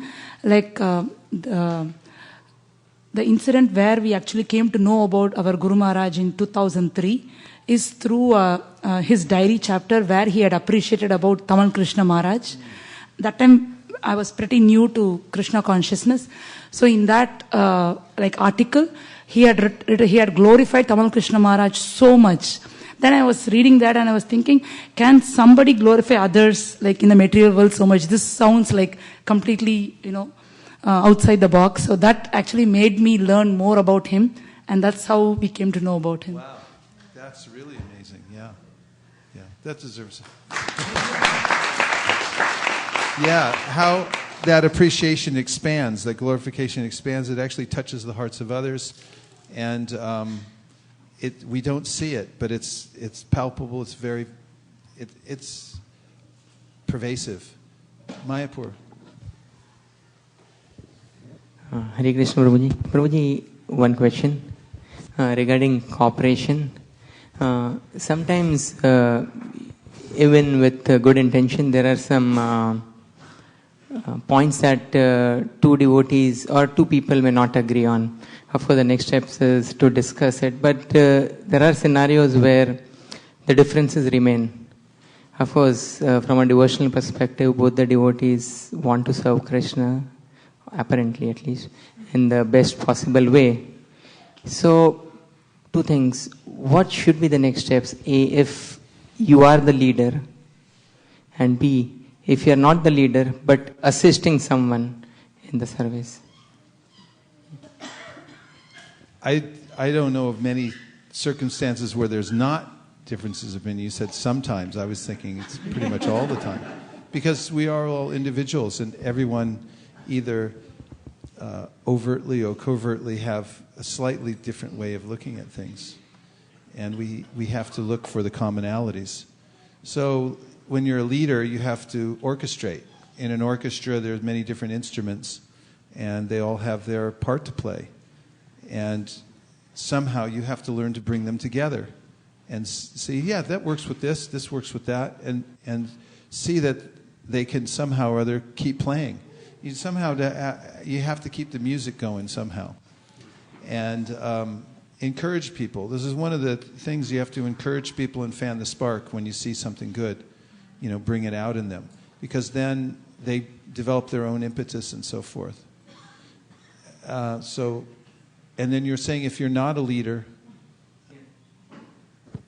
Let's say, you're helping, as part of the team, helping. So sometimes everyone has a view, but then does it mean that as a good soldier, you have to just follow it?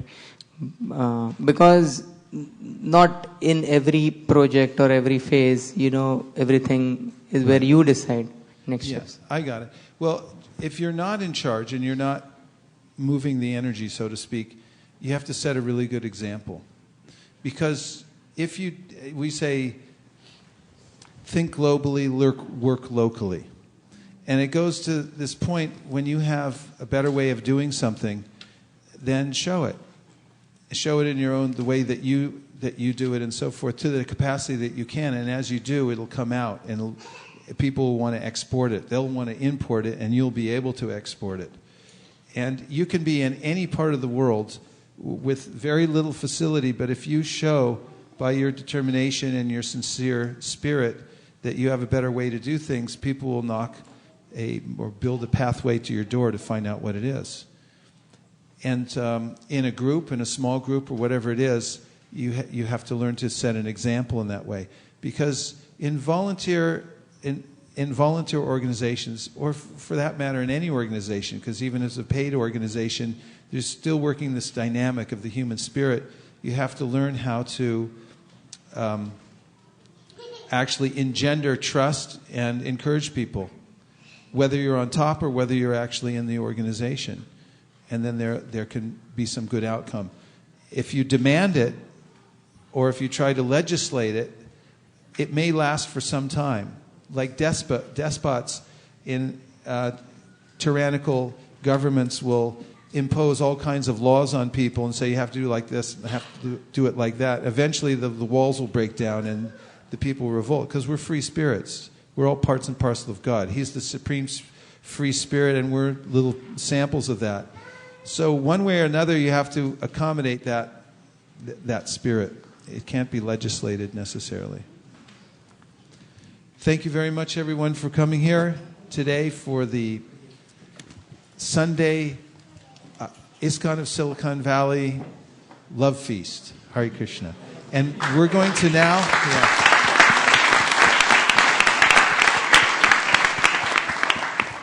We're going to have an artik ceremony. And before we do that, with as much efficiency, but with due respect for the fact that we're handling holy scriptures, we're going to move all the books back to their places in the bookshelves, put away all the asanas, and then everyone can stand up for the artik ceremony. Thank you very much.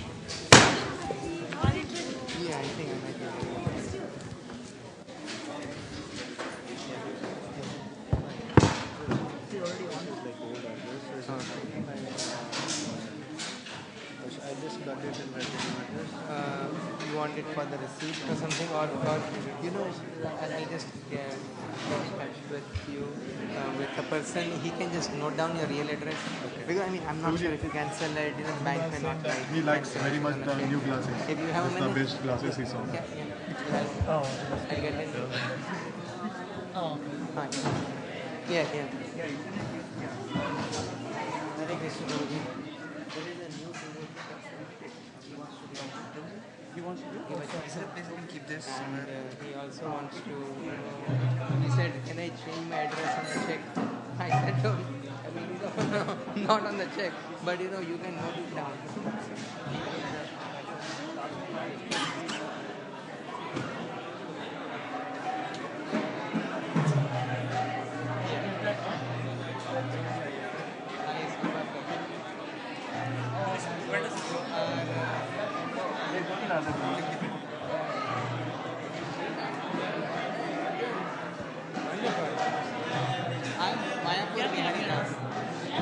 Very nice to see you. So you live close by? Mountain View, yeah, that's nice. Oh, nice. He's Pompeii. Very nice thing. It's Sri Gopal Prabhu.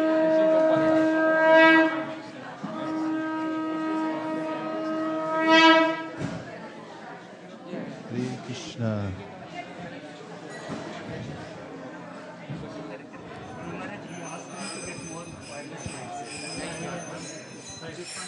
Hare Krishna. Wonderful prasadam. Nilesh. Hare. Nama Om Vishnu Padaya Krishna Preshtaya Bhutale Srimate Bhakti Vedanta Swami Iti Namine. Headset पे volume है enough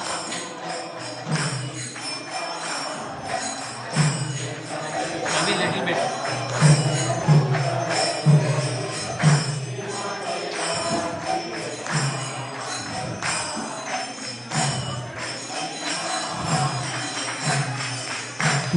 Namaste Saraswate Deve Gauravani Pracharine Nirvishesha Shunyavadi Paschacharishatarine.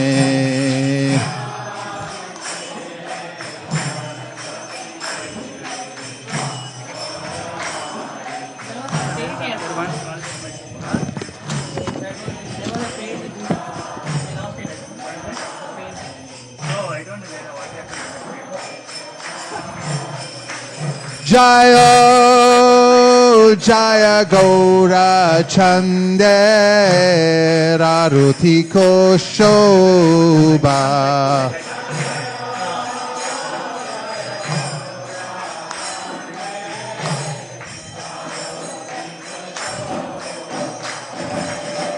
Janavi Tatavane Jagamana Loba.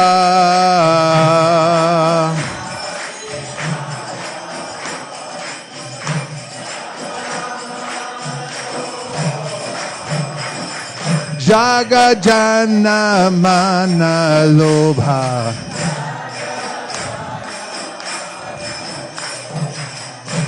Jagajana Mana Lobha. Gaurangera Rotiko Shobha.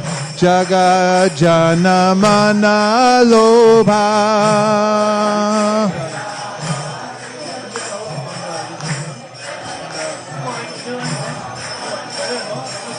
Gaurangera Rotiko Shobha.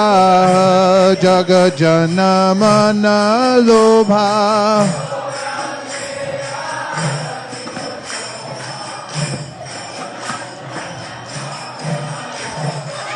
Jagajana Mana Lobha.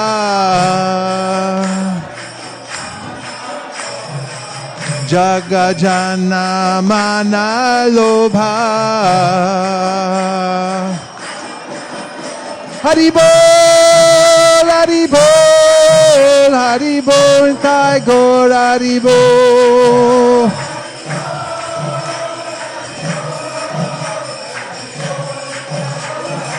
Nitai Gaur Haribol. Haribol, Haribol, Nitai Gaur Haribol.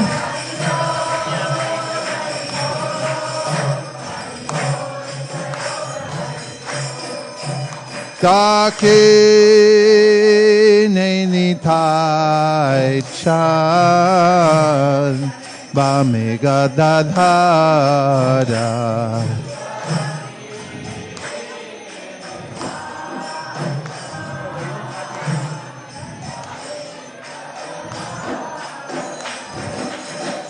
Nikate Advaita Shrini Vaschatradara.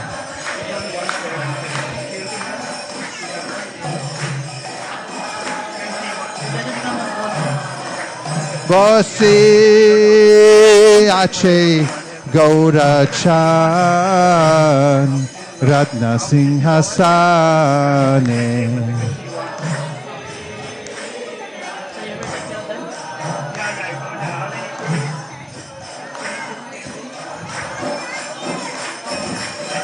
Arati Korina Brahma Adi Devagane.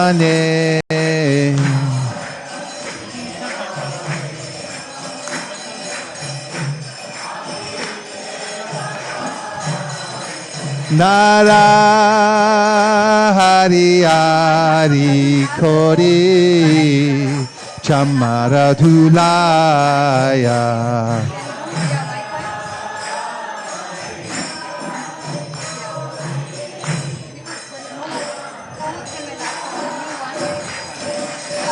Sanjaya Mukunda Basu Goshari Gaya.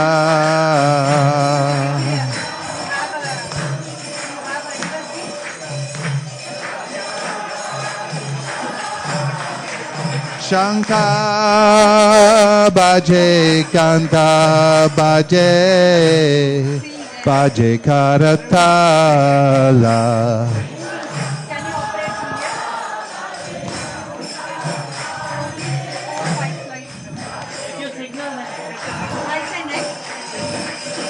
Madhura Mridanga Baje Paramarasala.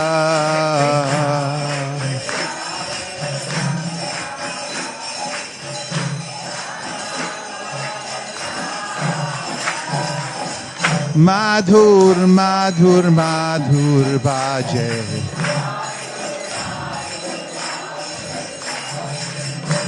Madhur, madhur, madhur baje.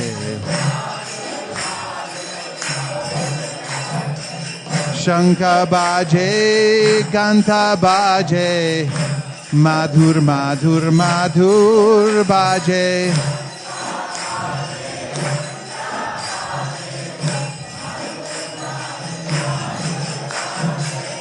Shankha baje, ganta baje. Madhur, madhur, madhur baje.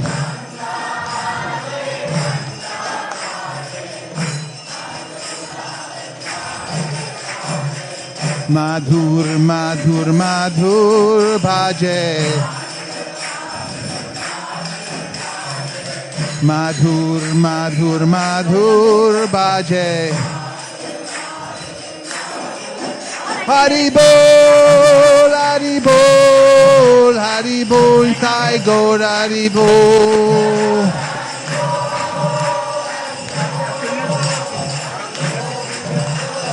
Nitai Gaur hari bol, hari bol, hari bol, Nitai Gaur hari bol.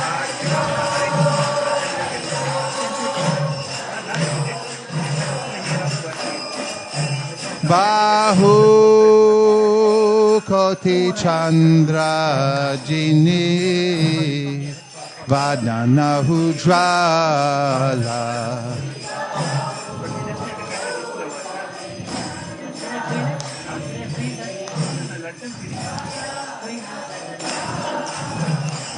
Bahu Koti Chandra Jini Vadana Hujwala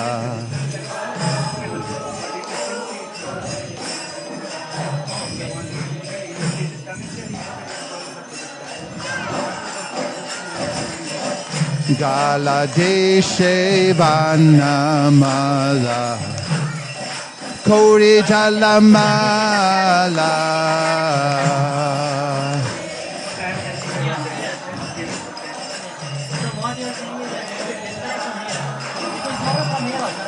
Shiva Shukanarada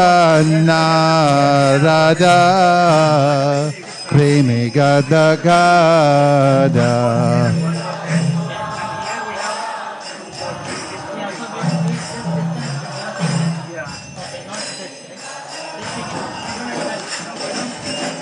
Bhakati Vinoda Deke Gaurara Sampada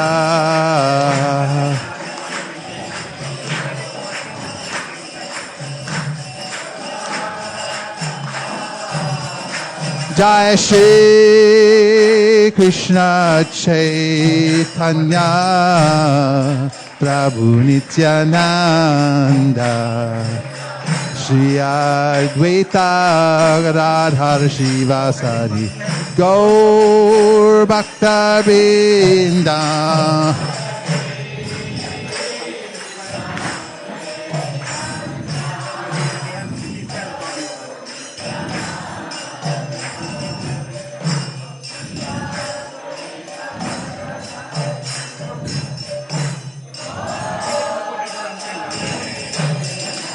Jai Shri Krishna Chaitanya Prabhu Nityananda Shri Advaita Gadadhar Shivasari Gaura Bhakta Vrinda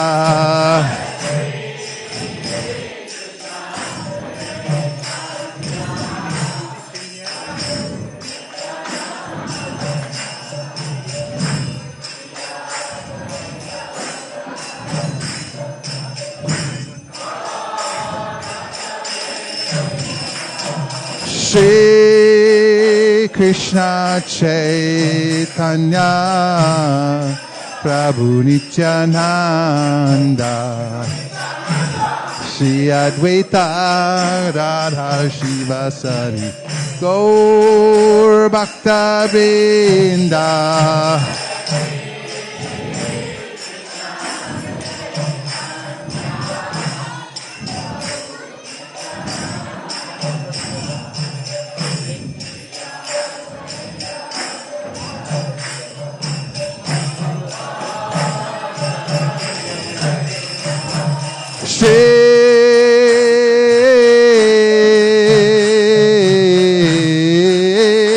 Krishna Chaitanya Prabhu Nityananda Shri Advaita Gadadhar Shivasari Gaura Bhakta Vrinda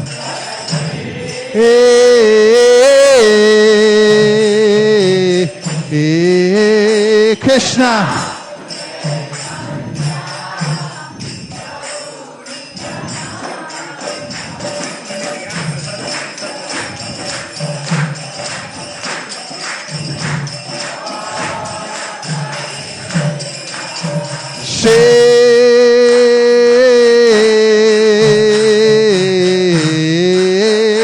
Krishna Chaitanya Prabhu Nityananda Shri Advaita Radha Shivasari Gaur Bhakta Vrinda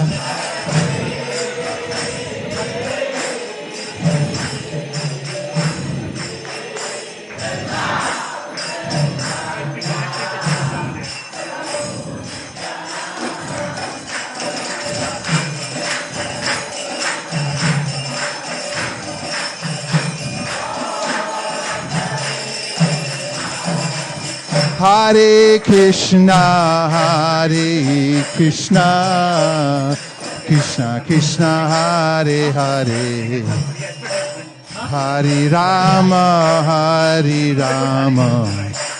Rama Rama, Hare Hare.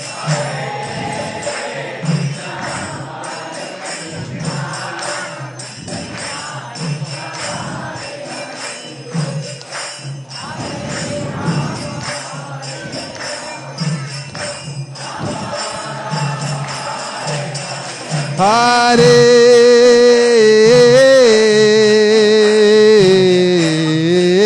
Krishna, Hare Krishna, Krishna Krishna, Hare Hare, Hare Rama, Rama Rama, Hare Hare, Hare Hey.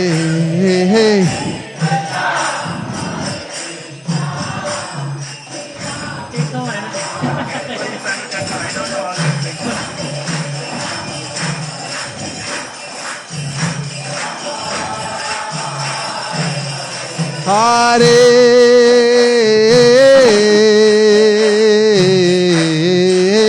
Krishna, Hare Krishna, Krishna Krishna, Hare Hare, Hare Rama, Rama Rama, Hare Hare, Hare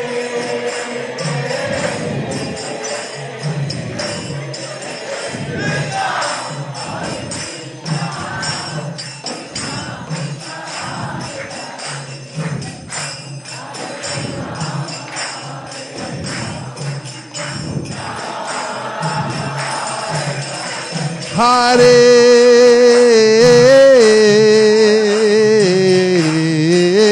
Krishna, Hare Krishna, Krishna Krishna, Hare Hare, Hare Rama, Rama Rama, Hare Hare, Hare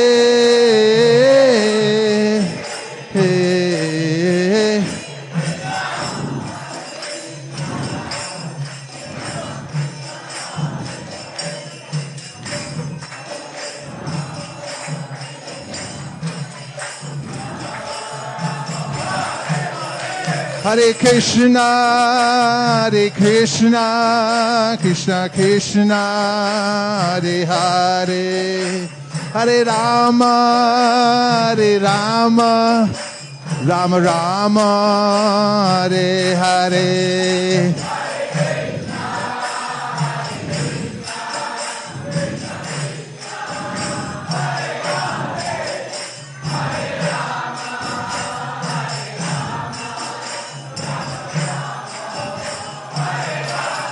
Hare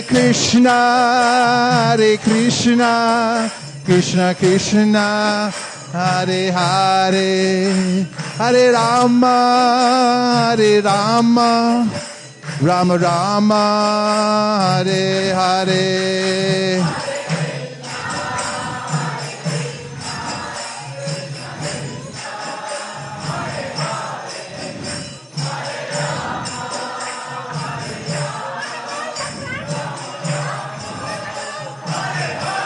Hare Krishna, Krishna Krishna, Hare Hare, Hare Rama, Rama Rama, Hare Hare, Krishna.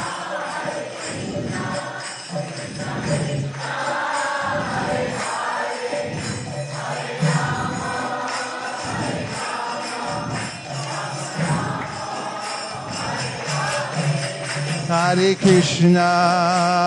Krishna, Krishna Krishna, Hare Hare, Hare Rama, Rama Rama, Hare Hare, Hare Krishna.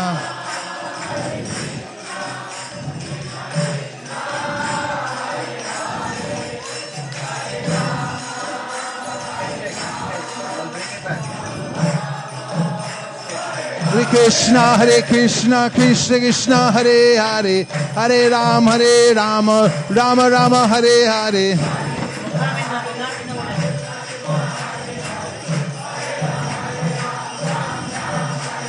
Hare Krishna, Krishna Krishna, Hare Hare, Hare Rama, Rama Rama, Hare Hare.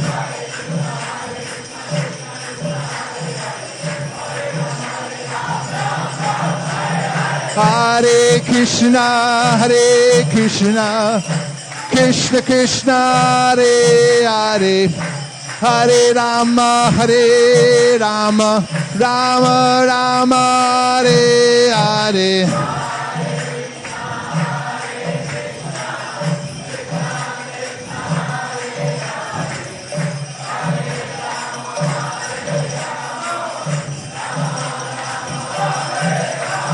Hare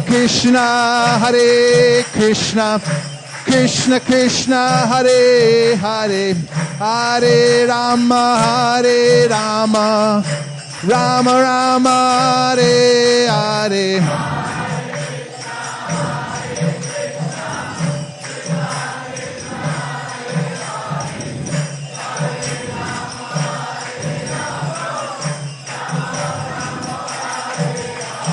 Hare Krishna, Krishna Krishna, Hare Hare, Hare Ram, Ram Ram, Hare Hare.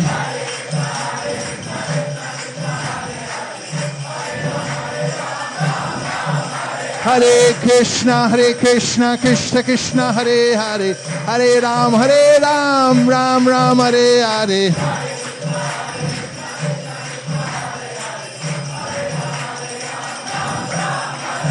Govinda Jaya Jaya, Gopala Jaya Jaya. Govinda Jaya Jaya, Gopala Jaya Jaya. Hey, Radha Ramana Hare, Govinda Jaya Jaya. Radha Ramana Hare, Govinda Jaya Jaya. Govinda Jaya Jaya, Gopala Jaya Jaya. Govinda Jaya Jaya, Gopala Jaya Jaya.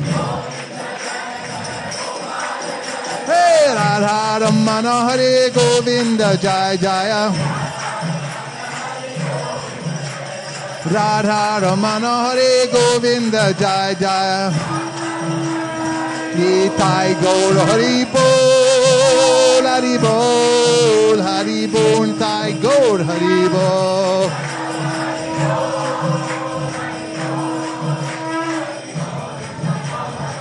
Nitai Gaur Hari Bol, Hari Bol, Hari Bol, Nitai Gaur Hari Bol.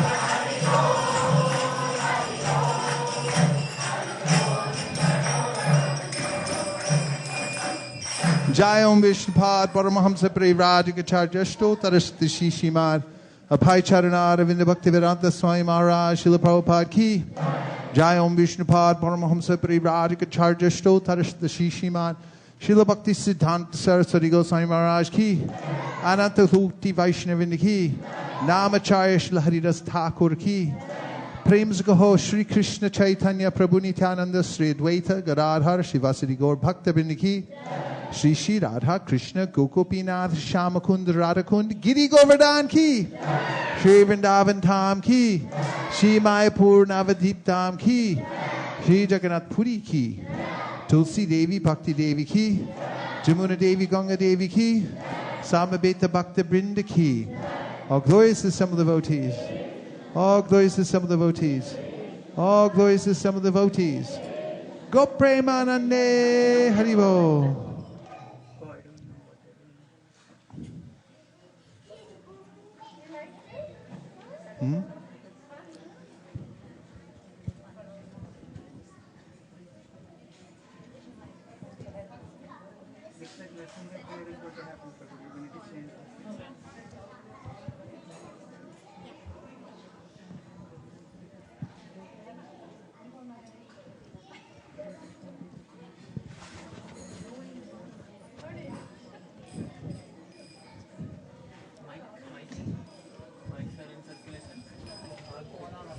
What?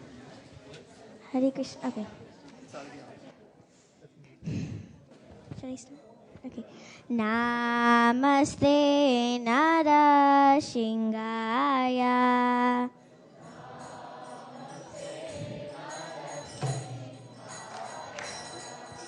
Namaste Nara Shingaya.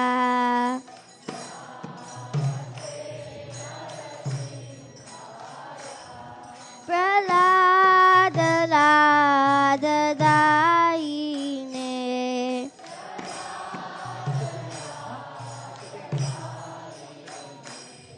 Pralada Lada Daine.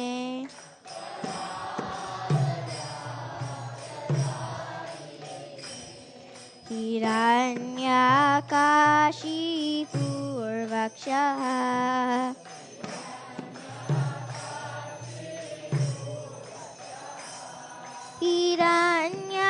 Hiranyakashi Purvakshaha.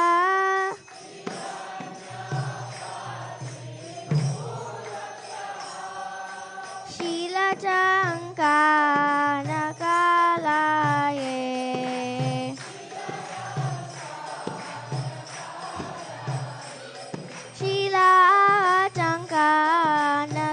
Shilachankanakalaya.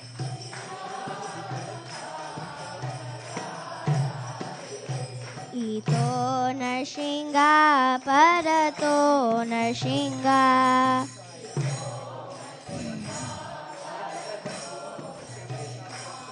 Ito Narsingha Parato Narsingha.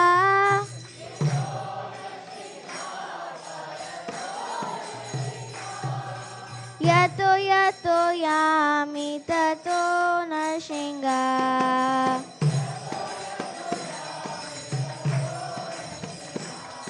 Yato yato yami tato Narsingha.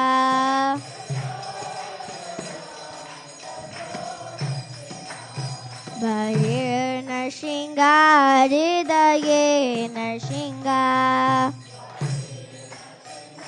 Hridaye Narsingha. Bahir Narsingha Hridaye Narsingha.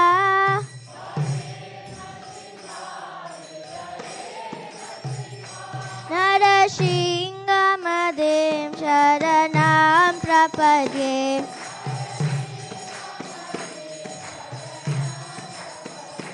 Narasingha Madhim Sharanam Prapadye.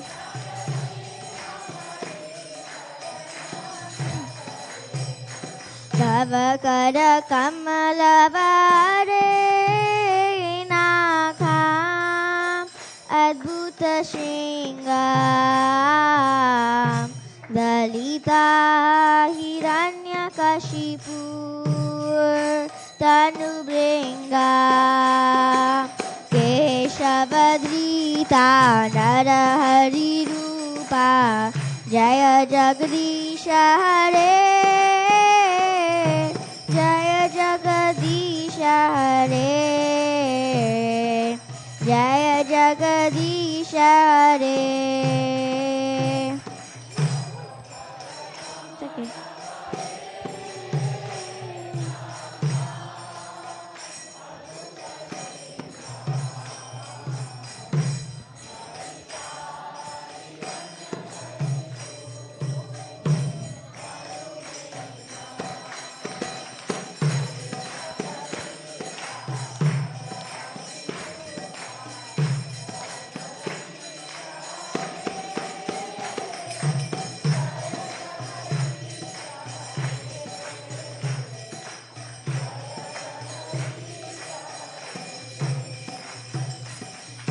Keshavadrita Narahari Rupa Jai Jagadisha Hare Jaya Jagadisha Hare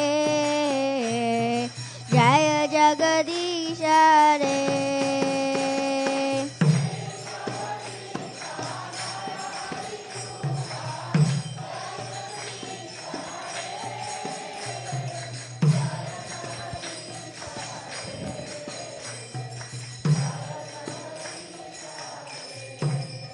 Jaya Lakshmi Narasingha Jaya Lakshmi Narasingha Jaya Lakshmi Narasingha Jaya Lakshmi Narasingha.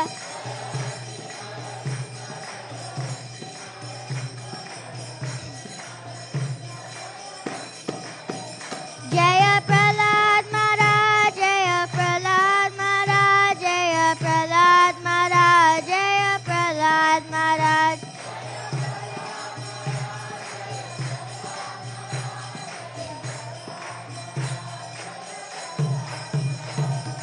Jaya Jaya Prabhupada Prabhupada Prabhupada Jaya Jaya Prabhupada.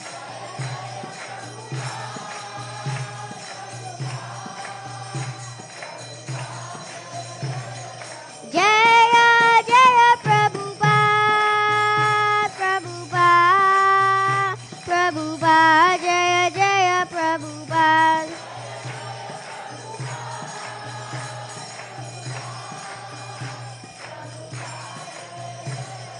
Nitai Gaura Hari Bol Hari Bol Hari Bol Nitai Gaura Hari Bol.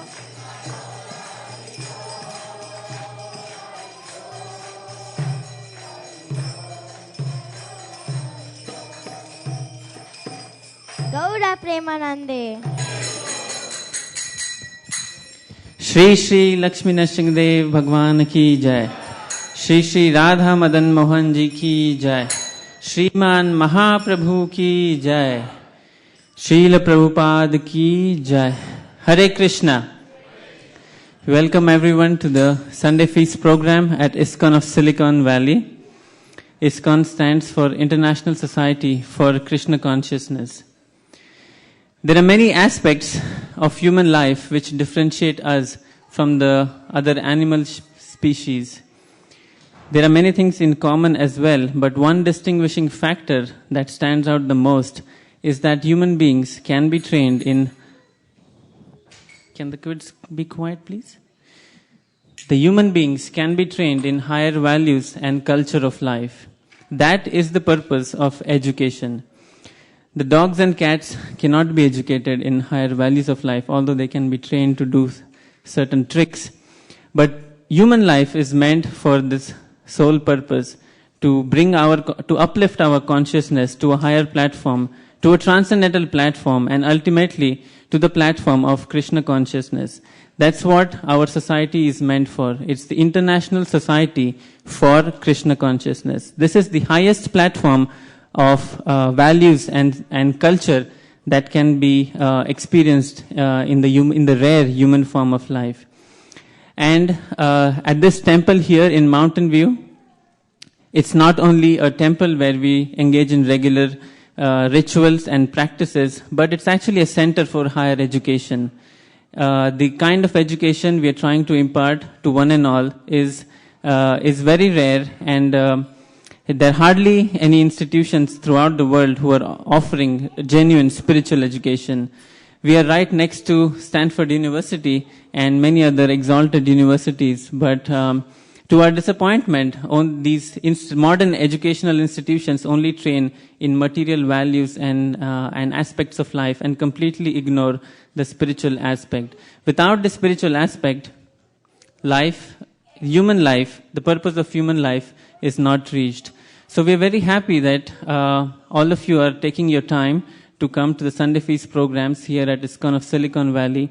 We do encourage you to please come regularly. Also bring your friends, children, neighbors, whoever you may have influence over, so that all of us can share and grow in the spiritual culture of Krishna consciousness. We thank you all again for coming here tonight. First, we would like to thank our speaker for tonight, His Grace Vaisesika Prabhu, for giving a very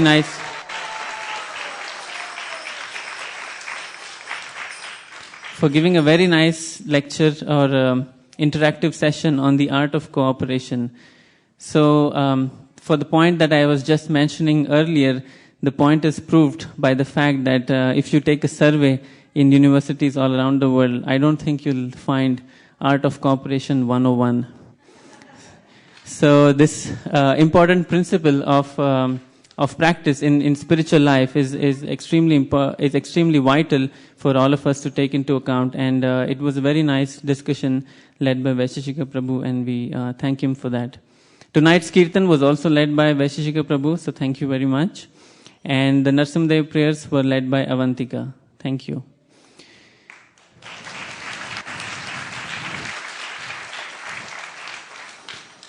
We would now like to take a moment to welcome our newcomers. Today seems to be a special day. I see a lot of new faces. So if you are here for the first time, can you please raise your hand? I think more. Yeah, maybe raise both hands so that we can see you very clearly. Thank you very much for taking your time to visit the ISKCON Center here in Mountain View. We hope you liked the program, and we request you to please come regularly. If you have any questions or doubts, you can approach or talk to any of the volunteers here, and we'll be very happy to assist you in any matter that may be necessary. So to welcome all our newcomers, we'll chant loudly one round of Mahamantra. Hare Krishna, Krishna Krishna, Hare Hare, Hare Rama, Rama Rama, Hare Hare. Thank you. We have some nice attractive gift packs for all the newcomers. So when you step out of this room to honor Prasadam later, after announcements, please remember to take a welcome gift pack and leave us your contact information so that we can keep in touch. Talking of education, today is also a special day for kids education here at ISV. We have a very strong, systematic, organized program for all-round development of kids through the Vedic Academy. And if you're not aware, today is the open enrollment day for the upcoming academic year. And there's a lot of activity going on in the Vedic Academy. And I will now turn it over to Vishakhalila Mataji to give us a small presentation, which will be followed by some certificates or gift-giving ceremony to the kids. Hare Krishna. Thank you for being here. I request all of you to turn a little bit so that you can see the presentation here. We'll be giving a short, brief presentation about Vedic Academy, which is the children's educational initiative of the ISKCON of Silicon Valley. Next.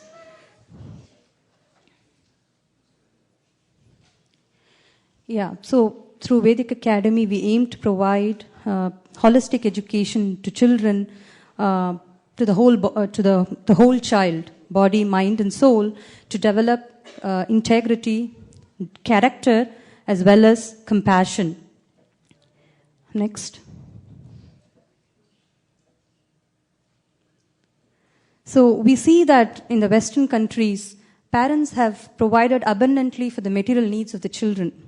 Yet despite the best efforts, most parents are baffled and pained to see the children succumb to depression, pain, delinquent behavior, stress, and even suicide. Even if children survive these negative influences, when they grow up, they often have little respect to parents and elders, and they disregard ethical, moral, and spiritual values that their parents cherish. So we at Vedic Academy provide that spiritual foundation, the spiritual basis for them to overcome these negative influences and also to become both culturally and socially very responsible future generation and contribute something very valuable to the world. Next. These are some of the programs that we are offering for the academic year 2013 and 14. We have the Vaikunta Children's Sunday School, which is a weekly program which happens every Sunday at the temple. We have different age groups. I will call Sukeshri Mataji in a while to go over the curriculum and the activities that we do as a part of Sunday School. We also have similar classes on Saturday evenings, which we just started a few months ago, called the Krishna classes. Apart from that, we also have some academic enrichment courses like Vedic mathematics, language arts, chess, and we are also starting a book club this year in order to motivate and inspire children to read spiritual books. Next. I would like to call upon Sukeshri Mataji to go over the details of the Sunday school. Thank you, Mataji. So we actually have 4 groups. We have kids from 3 to 6 year olds who can take the Damodar class, and the Gopinath class is for kids from 6 to 9. Madan Mohan is for 9 to 12, and Kaishora is for 12 to 15. We have a specific curriculum that we follow with them, and we do have copies of these books available for you to view what they would be doing. And this is just these are 2 copies for the kids who are the younger ones, 3 to 6 year olds. And please do visit us at the table outside to see more in detail about each group's curriculum. We do take the kids out on, this is actually a couple of the books for the 6 to 9, and then that's the 9 to 12. We also take the kids on book distribution, where they understand actually how to, talk to people and how to present our scriptures to them. We have arts and crafts, we have drama club, we have a dance club, and we have mentor programs, so the kids can actually go ahead in their spiritual life. So this is a little more in detail about what exactly we do. I'll just go over for one of the classes. Like, for example, if we take the 3 to 6 year olds, the kids will complete the 2 curriculum books that we have. They will actually learn some stories from Ramayana, Mahabharata, and Srimad Bhagavatam. They will learn a particular bhajan, that is Jai Radha Madhava, and they will memorize 10 shlokas from the chapter 8 of Bhagavad Gita. They would complete 10 arts and crafts projects, and they will take part in 1 drama and give 1 formal presentation in front of an audience, and 1 value education class per month would be provided for these kids. So we have similar for each of the other classes. This is for 6 to 9. We have the same for 9 to 12. To get all the details, you could actually visit our table outside. So each of these groups actually have a particular, we have in detail about what they would be doing for the whole year. And this is for the 12 to 15. For the 12 to 15, actually, this is our first year we are offering this group. It's going to be very helpful for all the teenagers, where we have applied Bhagavad Gita. We will be doing, it's a 3-year course. And the 12-year-olds would actually be doing Applied Bhagavad Gita Part 1. And so it's going to be, applying how Bhagavad Gita can be used in our day-to-day situation, and how we can, keep away from the stresses that the kids have to go through when they're in teenage in anywhere now in the world.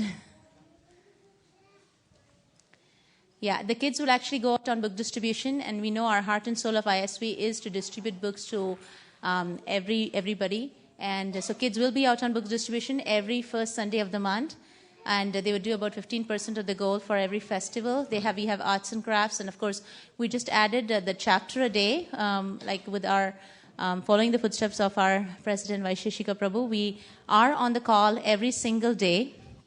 Actually, we just changed the timing. We actually meet at 4:30 to 5:30. We chant together, and 5 to 5:30, we do read from Krishna book and chapter a day, every single day of the week, including the weekends. And of course, we do have a lot of drama, dance, presentations, and learning how to perform arati, put on tilak, and then japa sessions. Most of our kids who've been in this session for quite some time have been trying to do a few rounds every day. We do have other enrichment programs. Mataji will continue. We would like to ask Harivamsha Prabhu to, because he's a part of our, he's our Vedic math teacher, and also, coordinates, helps coordinating the Krishna classes. Hare Krishna, Sukheshri Mataji and Vishaka Mataji, thank you for the presentation. So, this year we started Vedic math here, and we completed the first course of Vedic Math 101 that was geared towards 4th to 8th grade. And you'll see in a while some of the students will be getting their certificates. So Vedic Math is a very powerful technique. It's based on ancient Vedic scriptures. It's definitely faster and definitely avoids using calculators, both economical and sustainable. So I definitely encourage all the kids starting from first grade, if they can enroll in the Vedic math, because you can do calculation on your tips. So 4th to 8th grade Vedic math 101 just concluded. Within few weeks, we'll start Vedic math for 1st to 3rd grade. And in the winter next year, we'll start another Vedic math course for level 2 and beyond. So I encourage all the students who can register. Krishna classes is on similar lines as Vedic Academy Sunday School. This happens on Saturday as a part of Complete Yoga Package program. It has 2 tracks. One is the Damodar group for 3 to 5 years, and another Gopal group for 6 years and beyond. Now it's very natural for the kids to learn examples through stories. And hobbies. So that's the main motivation. We provide the learning through stories from Puranic scriptures and arts and crafts which are geared towards also stories from Puranic scriptures. As in, we just don't draw elephant. We draw elephant from the Gajendra Mokh story. So that's how the learning of culture is provided. So that is the Damodar class, which is the kids from 3 to 5 years of age. They also include shloka recitation. For the Gopal class, which is 6 years and beyond, we start a wholesome training. So these are sequential track. First is the kids yoga, which is provided by a trained teacher who knows how to do yoga for kids. Then there's a Vedic mathematics class as well, which is from 4th to 8th grade. And then beyond, we have a vocal training class as well as a Mridanga class. And kids can choose, mostly girls tend to go for vocal training and the boys go for Mridanga. So that's how we are providing the music training. So all the information is provided in the registration table for Krishna classes as well as other Vedic Academy classes. You are please encouraged to peruse through the information when you are taking prasadam. Thank you. Thank you, Prabhuji. So we also have Mridanga classes available, and we have our dear Priya Kishori teaching, and we already have a program that's going on, and we're going to continue with that. We're going to offer chess classes starting in a couple weeks. We have Akrunath Prabhu, who would be teaching that class to the kids, and starting with Sanskrit classes in exactly 2 weeks by Govind Varshini Prabhu. At the end of the presentation and after our certificate giving ceremony, you will actually get to meet with the staff too. We would request all the staff to come over so you can actually get to see them. We're also planning a lot of other activities, like we're planning an annual children's festival called Balamela. We'll have puppet shows and magic shows during that time. And we'll be participating at various fairs and festivals in Bay Area. We did the annual Bhagavad Gita recitation competition last year, and we will be conducting it this year too. you will soon get the information about it, called Gita Champions. We do have a regular Children's Rath Yatra Festival at Palo Alto. We just had it in July, and we'll have one again this year. And we do distribute spiritual books. Every month we go out on book distribution. We will be having a Krishnaveen ceremony. We all know about Halloween during the month of October. Our kids actually dress up from characters from the scriptures on Krishnaveen. And we are also starting public speaking and creative writing contests for the kids soon. We always want to keep the environment safe and diverse, and just having a blend of everything together is so important. And we do have loving and caring teachers with us, so please help your child get educated in as a mind, body, and soul, as what Vishaka Mataji just now said. If you want more information, you could actually meet us outside at the table, and we can get you more information. And thank you so much. We'll end with that.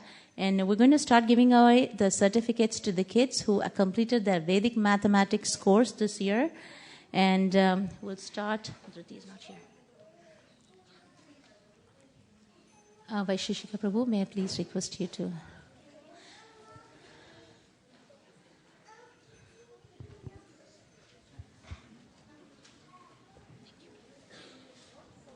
Dhriti Arya Somashekar, is she here? Dhriti?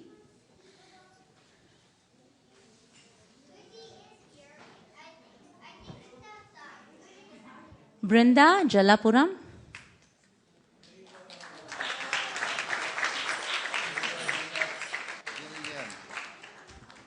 Balaram Behera.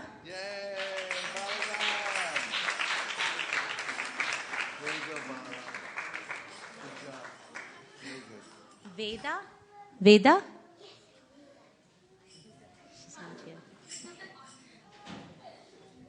Avantika Sharma.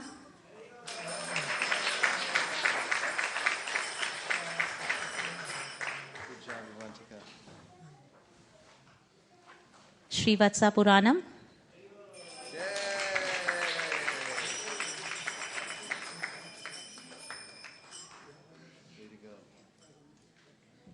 Priya Kishori Devidasi. Oh. Shweka Sivakumar.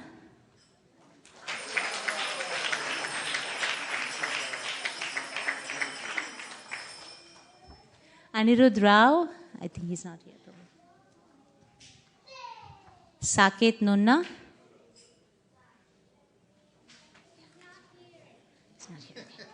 Now we'll go ahead with those were all our graduates from the Vedic mathematics class for this year. And we'll go ahead with the kids who completed their Sunday school year. We'll start with Abhay Behera. Good job, Abhay. Way to go. Pragya Chaudhary.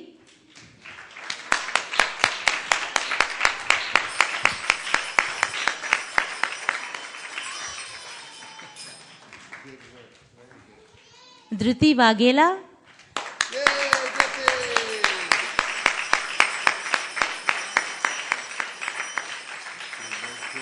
Way to go. Good job. Nitai Goswami.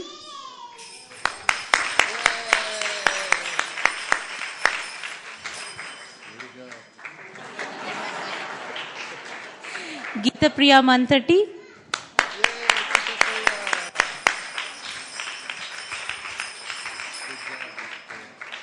Sindhuja.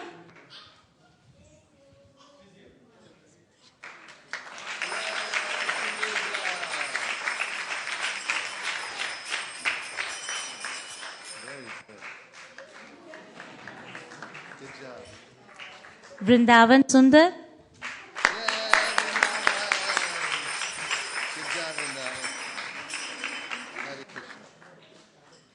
Aditya. There's little Aditya. Radhika Iyer.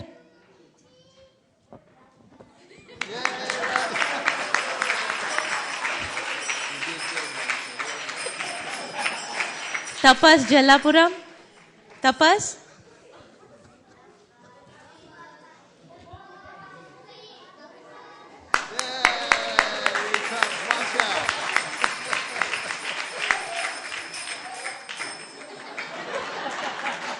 Parantab.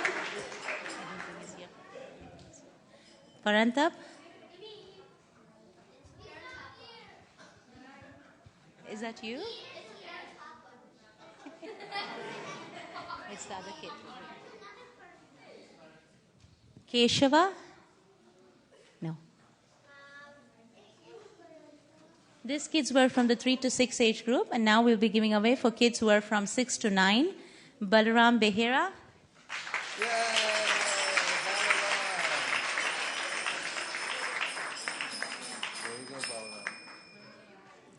Advaita Alluri.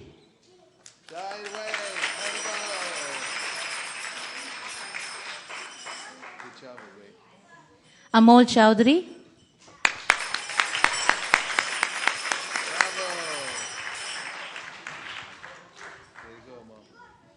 Parth Doshi.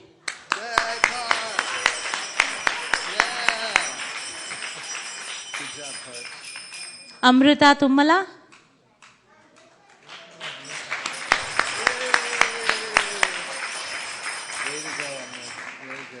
Brinda Jalapuram.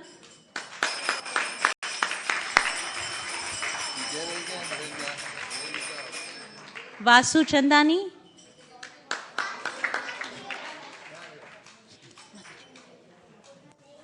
Now we'll be doing away for the kids from 9 to 12. Yash Doshi.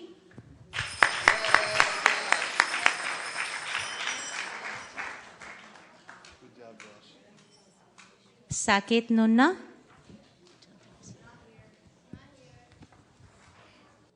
Srivatsa Puranam.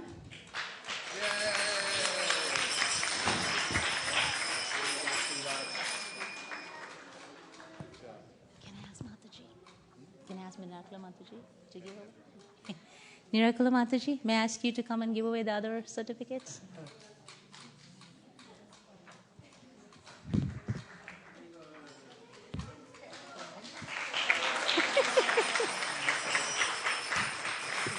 Thank you, Mataji. Yeah, thank you, Mataji. Shweka Sivakumar.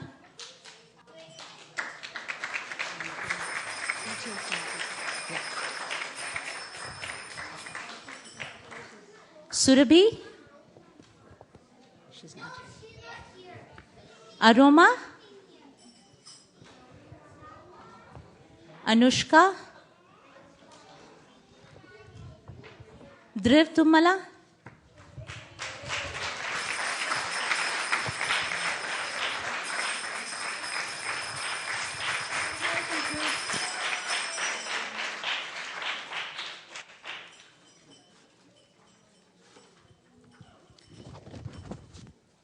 We have a whole team that works behind the whole Vedic Academy. We really, really want to appreciate the teachers who are behind all the success the kids are showing off. We would like to call upon Ananda Vrindavan Mataji, who has been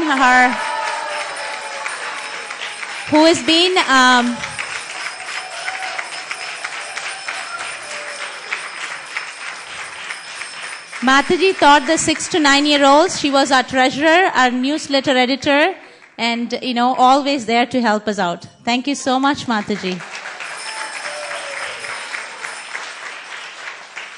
We have Sundaralila Mataji, who helped us with our Bhagavatam course this year during summer.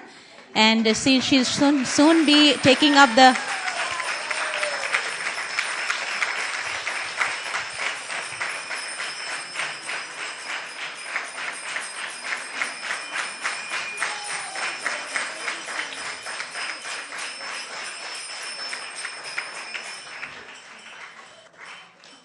We have Raseshwari Mataji, who also taught the Bhagavatam course during summer for the kids, younger group.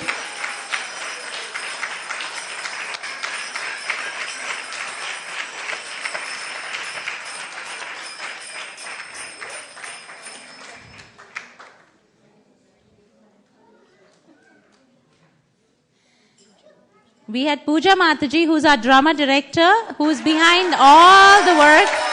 You see... She's behind all the work you see in the, kids acting.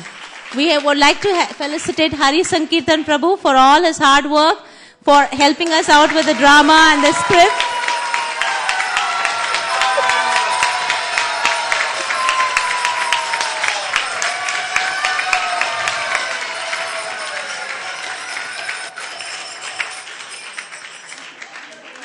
We'd like to call upon Kameshwari Mataji, who always does the younger group. She's there for us for every need that we need.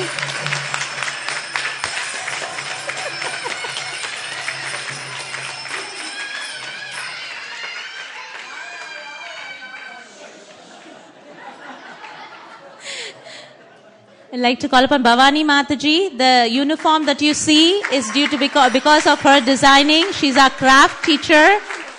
Behind all the dioramas that you see, the mind behind it. Anuradha Mataji, who helps out with our costumes. I think she's not here. Urmi Mataji is behind all the costume ordering and, helping the kids get dressed up.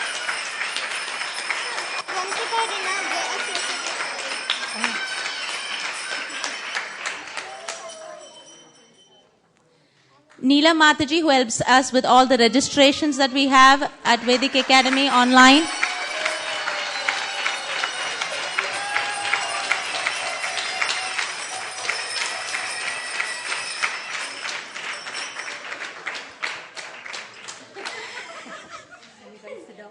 Sit down. Thank you. Like to thank Sonal Mataji for all these years she's taken care of our money.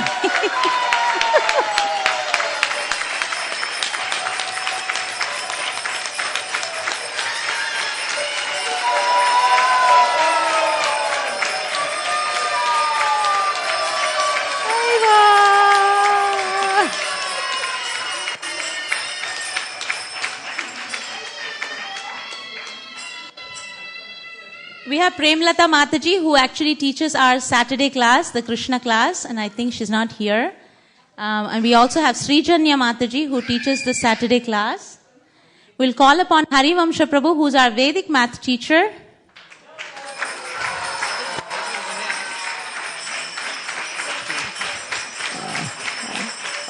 Just a note on our Vedic math teacher's qualification. You need to be in the top 10 in IIT to get this post. He was 4th in IIT in learning. And this October, he would be completing his PhD from Stanford. So that's the standard here at ISP. Haribol. Thank you, Mataji.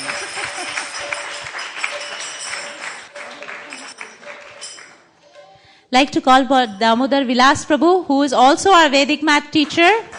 Thank you so much, Prabhu, for taking up this service.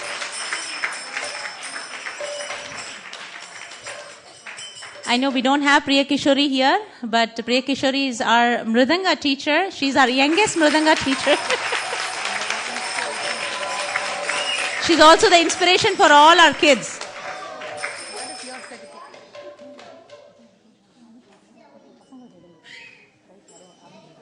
I'm so sorry. I actually missed upon one certificate for the kids. Avantika. She can come on get her certificate for her Sunday school.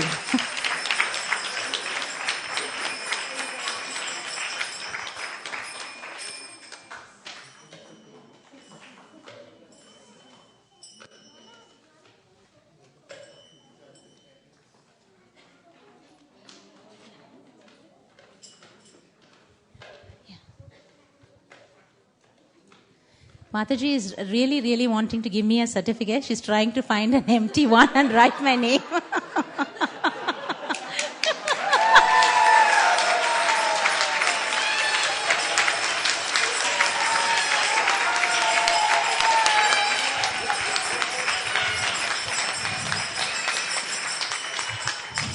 Sukeshwari Mataji is the backbone, pillar, whatever, all adjectives that you can add.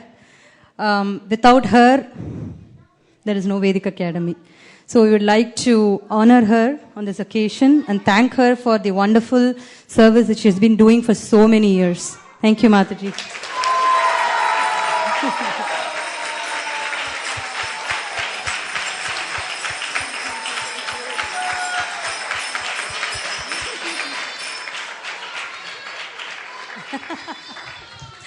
Now, even though we didn't write each other's name, so I want to make sure that Vedic Academy is really not without Vishaka Mataji. And, we always had a Sunday school, but, all these ideas and, the wonderful handbook and all those things is it was not possible without Mataji. A big hand for Mataji.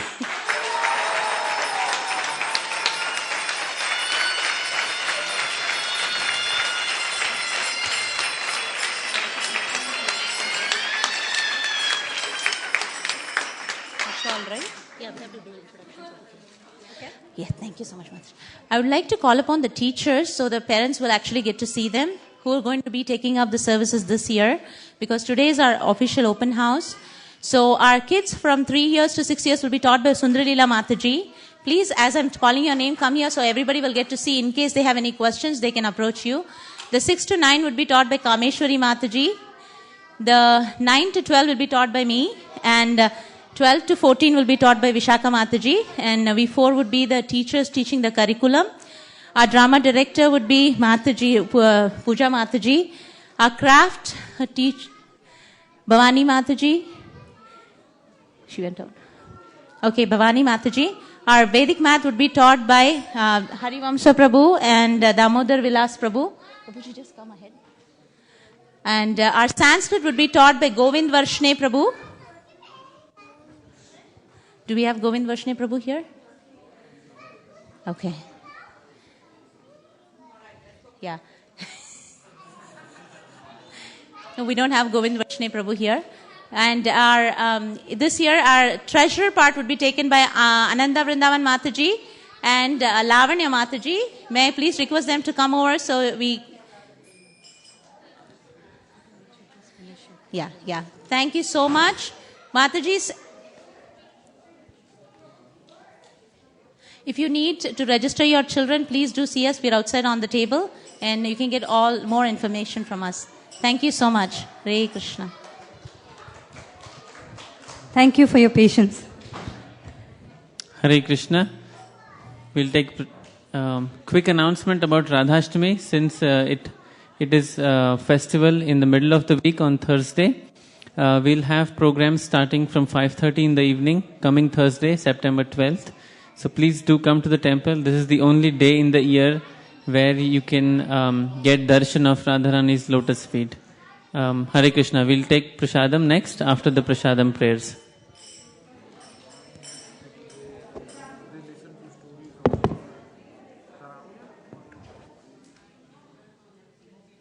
Krishna Krishna Sharirat Vijaja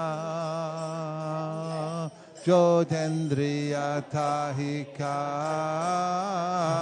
Jive Pile Vishaya Shagare Tarma Jeti Vayati Loba Moy Sudurmati Take Jeta Katita Shanshare Krishna Boradoyamo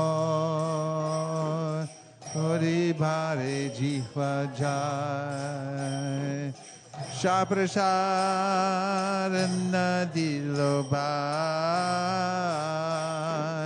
Shayanamrita Pao Radha Krishna Gunagao Preme Dako Chitte Tanyanita Pare Kadina Shanti Pure Prabhu Adhitera Gare Dui Prabhu Bojani Bhoshilo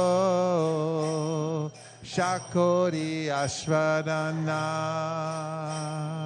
Prabhu Bole Bhakta Gana Esha Shashwadhilo Heno Shakashwadane Krishna Prema Ishe Mane Se Preme Goro Ashwada Jara Buddhi Parihari Prasara Bhojana Kodi Hari Hari Bolo Sarvajan Hari Hari Bolo Sarvajan Mahaprasade Govinde Nam Brahmani Vaishnave Sampapunyavatam Rajan Vishwaso Navajai Prasade Sarvadukanam Haniraso Pajayate Prasana Chetaso Yashu Buddhiparyavatishtate Bhagavat Shri Mahaprasade Ki Jai Go Premanande Nitai Gaura Hari Bol, Hari Bol, Hari Bol, Nitai Gaura Hari Bol.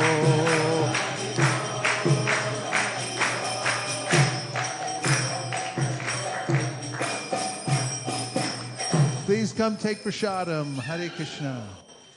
One last announcement. We'd like to honor His Grace Hari Sankitan Prabhu, who celebrated his birthday yesterday. So I'd request Vaisesika Prabhu to offer him a garland from our Lordships.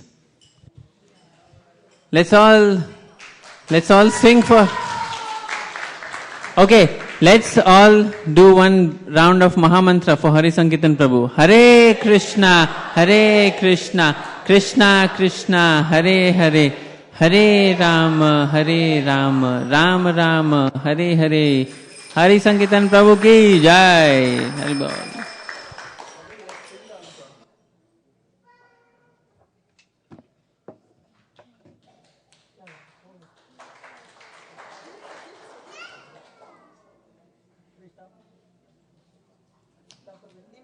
No.